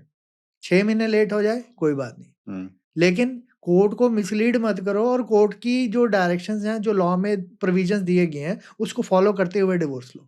Okay. 6 महीने बाद हो जाएगा, क्या फर्क पड़ जाएगा। ये आपने जो शुरुआत में कहा था ना नंबर्स, 1% है, हाँ। तो ये 1% जहाँ से है वो आई डोंट फील भी किस नहीं, कैटेगरी में है। क्वांटिटी तो सर बड़ी होनी है, पॉपुलेशन का बड़ा फर्क है दोनों आप देशों में। मैट्रिमोनियल केसेस को एक मत लगाओ ना, हम्म, एक केस नहीं है वो, एक बंदे के 10 केस हैं, देयर आर 10 केसेस। हाँ, क्योंकि शुरुआत तो उसकी किसी और से हुई थी। हाँ, और वो फिर चलता रहेगा, मेंटेनेंस हम्म, लगी, दोनों अपील फाइल कर देंगे। ये हो गया, जिन्होंने कहना ज्यादा कर दी अपील मेंटेनेंस, उन्होंने कहना कम कर दी मेंटेनेंस, हम्म, फिर चल रहे हैं आगे। तो अल्टीमेटली मेरा तो यही एडवाइस है आपके व्यूअर्स को कि ग्रेसफुली अगर किसी रिलेशन में एंटर कर रहे हो तो ग्रेसफुली ही उसमें एग्जिट करो, सेटल द थिंग्स। एलमनी लड़कों को तो मैं कहता हूँ भैया एलमनी आज भी देनी पड़ेगी, कल भी देनी पड़ेगी, हाथ जोड़ के ग्रेसफुली उसको कहो, जितना कर सकते हो अपनी हैसियत के अकॉर्डिंगली, है ना, जो भी कर सकते हो आप। बेस्ट पर्सन्स कौन है ये चीज देखने के लिए, हस्बैंड एंड वाइफ, उनको पता होता है उनकी फाइनेंशियल कैपेसिटीज क्या है। मैं लड़की को भी ये एडवाइस करूंगा कि आप उसकी फाइनेंशियल कैपेसिटी से ऊपर डिमांड मत करो। आपको पता है भी उसकी फाइनेंशियल कैपेसिटी 10 लाख की है, आप उसे कहो मुझे 1 करोड़ दे दो, वो तो मर जाएगा। उसके लिए क्या ऑप्शन है, वो तो कहेगा ठीक है लड़ ही लेते हैं, 1 करोड़ तो मैं दे नहीं सकता, आप लड़ लेते हैं इसमें बैठ ठीक के, ठीक। है ना। अगर हमें पता है भी उसकी फाइनेंशियल कैपेसिटी जितनी की है, हम उतना ही उससे डिमांड करें तो वो चीज़ें जल्दी सेटल डाउन हो सकती हैं। अब क्या होता है यहाँ पे कि मैट्रिमोनियल केसेस के अंदर एक्सपेक्टेशंस बढ़ जाती हैं। हम्म, अब वो बताने वाले भी बढ़ाने वाले भी है, वो कहते हैं ना वो जब वो सारे होते हैं, वो कहते हैं नहीं एक दूसरे के एग्जांपल्स दे के, हाँ, उसको इतने मिल गए, उसको इतने मिल गए, उसको इतने मिल गए। हाँ, अरे भाई उनकी कैपेसिटी थी, उन्होंने दे दिए। ओके। आप ये भी तो देखो ना आपके हस्बैंड की कैपेसिटी है कि नहीं है। आप हर केस के अंदर करीना कपूर का एग्जाम्पल तो नहीं ले सकते, या हनी बिल्कुल सिंह का ठीक, एग्जाम्पल तो नहीं ले सकते। बिल्कुल ठीक। भाई उसने तो इतने करोड़ दे दिए, तू भी दे दे, हम्म, ठीक है नहीं। Hmm, everyone is not Honey Singh. तो हम्म, हर इंसान की एक फाइनेंशियल कैपेसिटी है, उसके अकॉर्डिंगली ही उस रबड़ को स्ट्रेच किया जाए। तो मैं कहता हूँ ठीक है, नहीं अदरवाइज रबड़ टूट जाएगी और वो कॉम्प्रोमाइज खत्म हो जाएगा। एक चीज बड़ी इंपॉर्टेंट है हाँ हाँ प्लीज। कि जैसे लड़की की तरफ से जब भी ये लिटिगेशंस इनिशिएट होती हैं, हम्म, तो एक पेरेंट्स का प्रेशर बहुत होता है लड़की के ऊपर। वो कि एक माना गया हमारी सोसाइटी में कि लड़की अकेली मूव नहीं करती, हम्म, वो अपने पेरेंट्स के थ्रू मूव करती हैं। जी, और जब वो इस स्टेज पे आ जाती है डिवोर्स के स्टेज के ऊपर, तो उसका माइंड कई बार होता भी है अभी मैं इकट्ठे हो जाएं, हम इकट्ठे हाँ, रखे। हाँ, लेकिन फिर वो सोचती है अभी पेरेंट्स क्या कह रहे हैं। हाँ, फिर वो एक प्रेशर होता है उसके ऊपर पूरी फैमिली का कि हाँ अगर मैं पीछे हट गई अपने डिसीजन से, जो मैंने पहले डिवोर्स का पेरेंट्स को बताया है, हम्म, अब पीछे हट गई तो ये पेरेंट्स मेरे से जिंदगी पीछे भर हट दोबारा जाएंगे। पिछड़ जाएंगे। हाँ, तो इस प्रेशर में वो अपना डिसीजन ले ही नहीं पाती। हाँ, मेरी तो यही एडवाइस है कि जो जी, भी डिसीजन लो हाँ, वो आपका डिसीजन होना चाहिए, ना कि आपके पेरेंट्स का होना चाहिए। Don't make them on the guilt भी हाँ जी, चाहे उनका शादी का डिसीजन ठीक था या गलत था, हम्म, ठीक है ना। कोई पेरेंट्स ना तो कोई डिवोर्स के लिए अपने बच्चों को गलत गाइड करते हैं, ना मैरिज के लिए गाइड गलत करते हैं। द ओनली थिंग इज कि हम ही उसको समझने में गलती कर लेते हैं। उनकी बिल्कुल, जो बातें बताई होती हैं, हमें लगता है कि वो नहीं यार वो ऐसा नहीं है, हम उन चीज़ों को फॉलो नहीं करते। जी, नहीं, अदरवाइज़ पेरेंट्स पहले दिन यही कह के भेजते हैं, बेटा अब तेरा घर वो है, वो है, ठीक है ना? हाँ, पर वो सास को माँ कहना इट्स वेरी डिफिकल्ट। और उसी तरह से लड़के के लिए भी है। जी, वो भी अपने माँ-बाप अपने ही होते हैं, हम्म, ठीक है ना? वो अपनी सास और अपने बाप को यही जब अगर फ़ोन भी आएगा ना, "अल्ले तेरी मम्मी दा फ़ोन आया।" ही हम्म, नेवर से भी ये ले पकड़ मम्मी का मेरी फोन माँ है, का फ़ोन है। हाँ, ठीक है ना? तो देयर इज़ अ डिफरेंस। जी, ना तो वो हस्बैंड कभी अडॉप्ट कर पाया हमारे सिस्टम में, जी, ना ही वो लड़की कभी अडॉप्ट कर पाई। जी, अगर ये अपने आप में ये अडॉप्ट कर लेना कि ये मेरी माँ है, हम्म, आज के बाद ये मेरी माँ है, हम्म। तो 90% प्रॉब्लम्स खत्म हो जाएँ। Out of your experiences no, जो असल तो निकलते ही हैं मुद्दे, क्या कारण रहा था? हुँ। किस तरह के मुद्दे आते हैं कि एक सेपरेशन के पास क्यों पहुंच गए लोग, डिवोर्स क्यों लेने पहुंच गए, कौन कौन से मुद्दे आपको दिखे?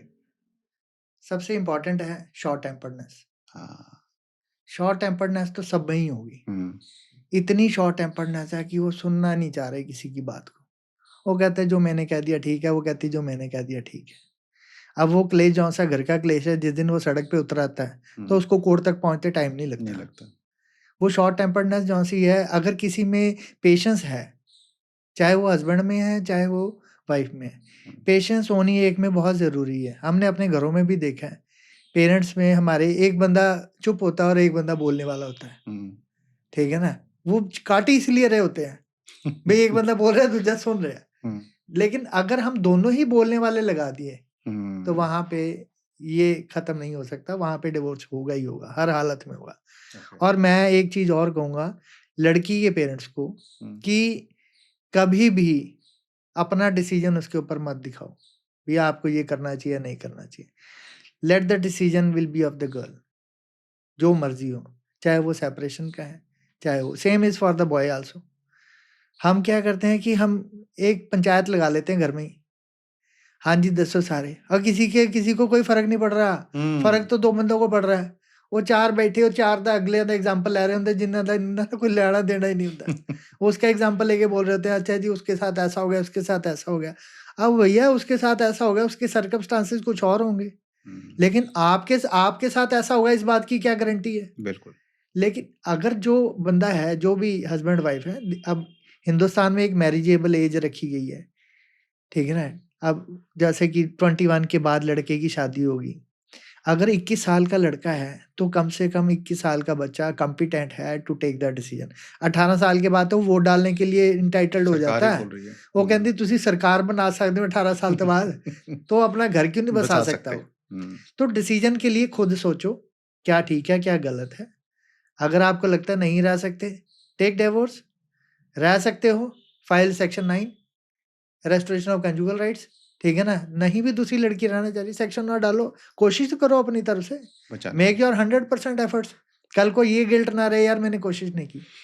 नहीं है तो वैसे पंगा सारा शॉर्ट टेम्पर्ड हो गया ही। ये है सबसे इम्पोर्टेंट है। पहले होता था एक तो शॉर्ट टेम्पर्ड हो गए और साथ में पहले ना सुन भी लेते थे, माँ की सुन ली, बाप की सुन ली, और पेरेंट्स भी उनको सपोर्ट ये करते थे कि यार ये रिश्ता नहीं तोड़ना। हाँ हाँ लेकिन आज मैं ये देख रहा हूँ कि चाहे वो लड़के वालों की साइड से, लड़की वालों की साइड से, किसी के भी पेरेंट बहुत कम इंटरेस्टेड होते हैं कि तुम पैचअप कर लो। बिल्कुल ठीक वो बात कहते नहीं जी इनकी नहीं बनती है, तो रोज हाँ, झगड़े, इनके रोज के किस्से हैं, हाँ। कौन आएगा कौन जाएगा। और कई दफे जब पेरेंट्स हैवी होते हैं ना बच्चों के ऊपर, तो बच्चा भी ये सोचते है जैसे पेरेंट कह रहे हैं ना ऐसे चल लूं, हाँ, अगर नहीं चला obviously। तो कल को ये मेरे साथ भी नहीं बे आना। ससुराल से तो मैं गया ही गया, गया यहाँ से भी पेके तो जाऊंगा। और चल जाऊंगा। हाँ हाँ मतलब ससुराल वाले तो चले जाएंगे, ये तो हाँ, मेरे माँ बाप भी मेरे से बिछड़ जाएंगे। एब्सोल्युटली तो आई थिंक ये भी है। तो बात वही है कि सेंसिबल तो लड़का लड़की को ही होना पड़ेगा। बिल्कुल ठीक बात है जी। कुछ कारण ऐसे हैं जिनका की कोई सोल्यूशन नहीं है सिवाय डिवोर्स। ओके। जैसे कि एक तो ये हम ये कहें भी किसी तरह से कोई मेंटल इशू है, अब एक इंसान किसी पागल के साथ तो नहीं रह सकता। जी बिल्कुल ठीक। तो वहाँ पे क्या ऑप्शन है आपके पास? आपको लेना पड़ेगा डिवोर्स, या आपके स्पाउस में कुछ ऐसी बीमारी है, लिप्रेसी है, कुछ भी है, दौरे पड़ते हैं, या किसी तरह से कुछ भी ऐसा ही प्रॉब्लम है जो कि कल को आपको ट्रबल हो सकती है किसी चीज़ में, तो हो सकता है। अभी एक हमारे एडवोकेट का केस था, बड़ा इंटरेस्टिंग है उसमें कि कानून सिस्टम जौन-सा लॉ एंड ऑर्डर सिस्टम हमारा बिल्कुल ही डंप हो गया। चाहे इनको सारा कुछ बताया गया भी ऐसा नहीं होना चाहिए, लेकिन सब कुछ भी वैसा ही करते हैं जो कि in favour of the girl जाए। अच्छा। हस्बैंड वाइफ आपस में रह रहे थे, इकल्ले रह रहे थे, और बोथ हैड टेकन ड्रिंक्स, इकट्ठे ड्रिंक लिए रात को बैठे। कोई रिलेटिव वगैरह था तो चलो जी चलता रहा, आपस में बात-बूत होगी, किसी बात को लेके झगड़ा हो गया, हस्बैंड ने वाइफ के थप्पड़ मार दिया। वाइफ ने एक के बदले 2 थप्पड़ मार दिए सबके सामने उसके हस्बैंड को। एंड आफ्टर दैट वो हस्बैंड गुस्से में बाहर निकल गया, ये कहता हुआ अभी तेरे को मैं देख लूँगा। अब इंसान गुस्से में बोल ही देता है, तेरे को मैं देख लूँगा। वो चला जाता है वहाँ से। अल्टीमेटली जब वो थोड़ी देर के बाद 1-2 घंटे के बाद घर आता है, कूल डाउन होने के बाद भी, चल अब ठंडा हो गया, वापस आता है तो देखता है उसकी वाइफ सुसाइड कर लेती है। अच्छा। She was hanging at that time. तो अब बंदा शॉक में चले जाता है, भई ये क्या हो गया? ये तो कभी सोचा ही नहीं था। अब उसके पेरेंट्स, जो कि लड़की के पेरेंट्स, जो कि कभी उन्होंने इंटरेस्ट ही नहीं लिया किसी बात को लेके, क्या है, वो आ जाते हैं, वो कहते हैं जी हमें ये तो तंग करता था, परेशान करता था, फलाना-ढिमकाना। आज भी इसका फ़ोन आया था, इसने कहा था मैं देख लूँगा। अरे अच्छा। देख लूँगा का मतलब क्या है? अब 306 क्या है? 306 है अबैटमेंट टू कमिट सुसाइड।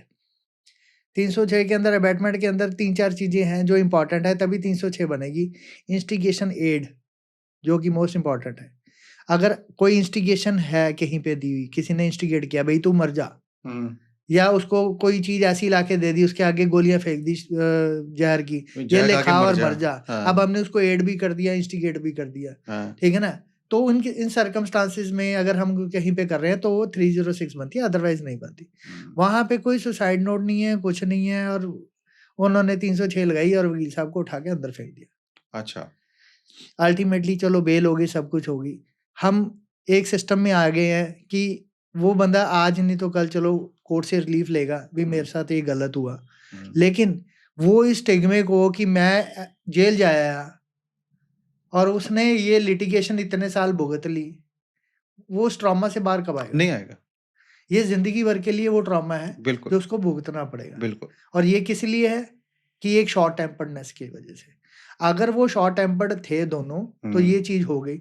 मैं कहता जी अगर ये वाला सिस्टम है, take a divorce as early as possible, छोड़ दो। कल को इतना वर्स्ट सिनेरियो में आ जाओ कि आपको उसके कॉन्सिक्वेंसेस इतने हैवी लेवल पे आके भुगतने पड़ जाएं, इससे बेटर ये नहीं है कि हम पहले ही डिवोर्स लें, भैया तुम मेरे से 4 पैसे फालतू ले ले जो लेने हैं, मैं तेरे को एलिमनी के ये देता हूँ, अपा नहीं रह सकते, ठीक है ना, let's apart from each other जी। तो ये शॉर्ट टेम्पर्डनेस तो इतना ज्यादा सिस्टम खराब कर देती है कि जब वो बंदे का गुस्सा आ गया तो उसको दिखना नहीं है फिर क्या है क्या नहीं, वो उसने फिर वो काम कर देना है। अब वो ठीक हुआ गलत हुआ, उसके कॉन्सिक्वेंसेस क्या होंगे, फिर तो वो तो बंदा टाइम ही भुगतता आ गया कि भाई क्या क्या इसने मैंने भोगना है इसका आगे रख के। एडवोकेट मनीष दीवान जी, इतनी सारी बातें खुली ना आज, तो मतलब बहुतों का तो मेरे को ही नहीं पता था, ठीक है। और जिस क्लैरिटी के साथ आपने चीज़ें समझाई हैं, आई थिंक जो भी इस वीडियो को देख रहा होगा ना, क्योंकि ये मैट्रिमोनियल इश्यू तो किसी न किसी की या तो लेफ्ट साइड पे किसी रिश्तेदार के साथ या राइट साइड पे सामने दिख रहा है, चल रहा है। तो आई थिंक इसके अंदर बहुत सारी चीज़ें हम लोगों ने ऐसे डिस्कस करी हैं जिससे लोगों को आई थिंक डिसीजन लेने में कि वो डाइवोर्स ले ना लें, और अगर लेना पड़ भी रहा है तो उसको ग्रेसफुली कैसे लें। ये वर्ड मेरे को बहुत अच्छा लगा आपका, कि जब आप शादी करके ग्रेसफुली लेके आ रहे हो तो जो आपका डाइवोर्स है या जो एंड है उसको भी ग्रेसफुली करें। इस डिस्कशन के लिए और हम लोगों के पॉडकास्ट पे एज अ गेस्ट आने के लिए आपका बहुत बहुत thank you. Thank you sir, thank you. आज के इस पॉडकास्ट में जो चीज़ें हम लोगों ने डिस्कस की है ना, ये सारी वो चीज़ें हैं जिसके बारे में बहुत सारे लोगों को वाकई पता नहीं है। सुनते तो हैं कि डाइवोर्स हो रहा है, लेकिन वो डाइवोर्स के अंदर किस तरह से चीज़ें जा रही हैं, बस किसी ने जो कह दिया उसको लगता है कि ऐसा है तो ये ऐसा है, लेकिन ऐसा नहीं है। आज जो डिस्कशन हम लोगों ने की है अपने गेस्ट के साथ में, वो क्योंकि पढ़े लिखे हैं और लीगैलिटी जानते हैं, तो जो भी पॉइंट्स उन लोगों ने उन्होंने रखे थे वो सारे के सारे पॉइंट्स ऐसे हैं जो आपको डिसीजन लेने में हेल्प करेंगे। और फिर मैं कहूँगा कि डाइवोर्स इज ऑलवेज डर्टी।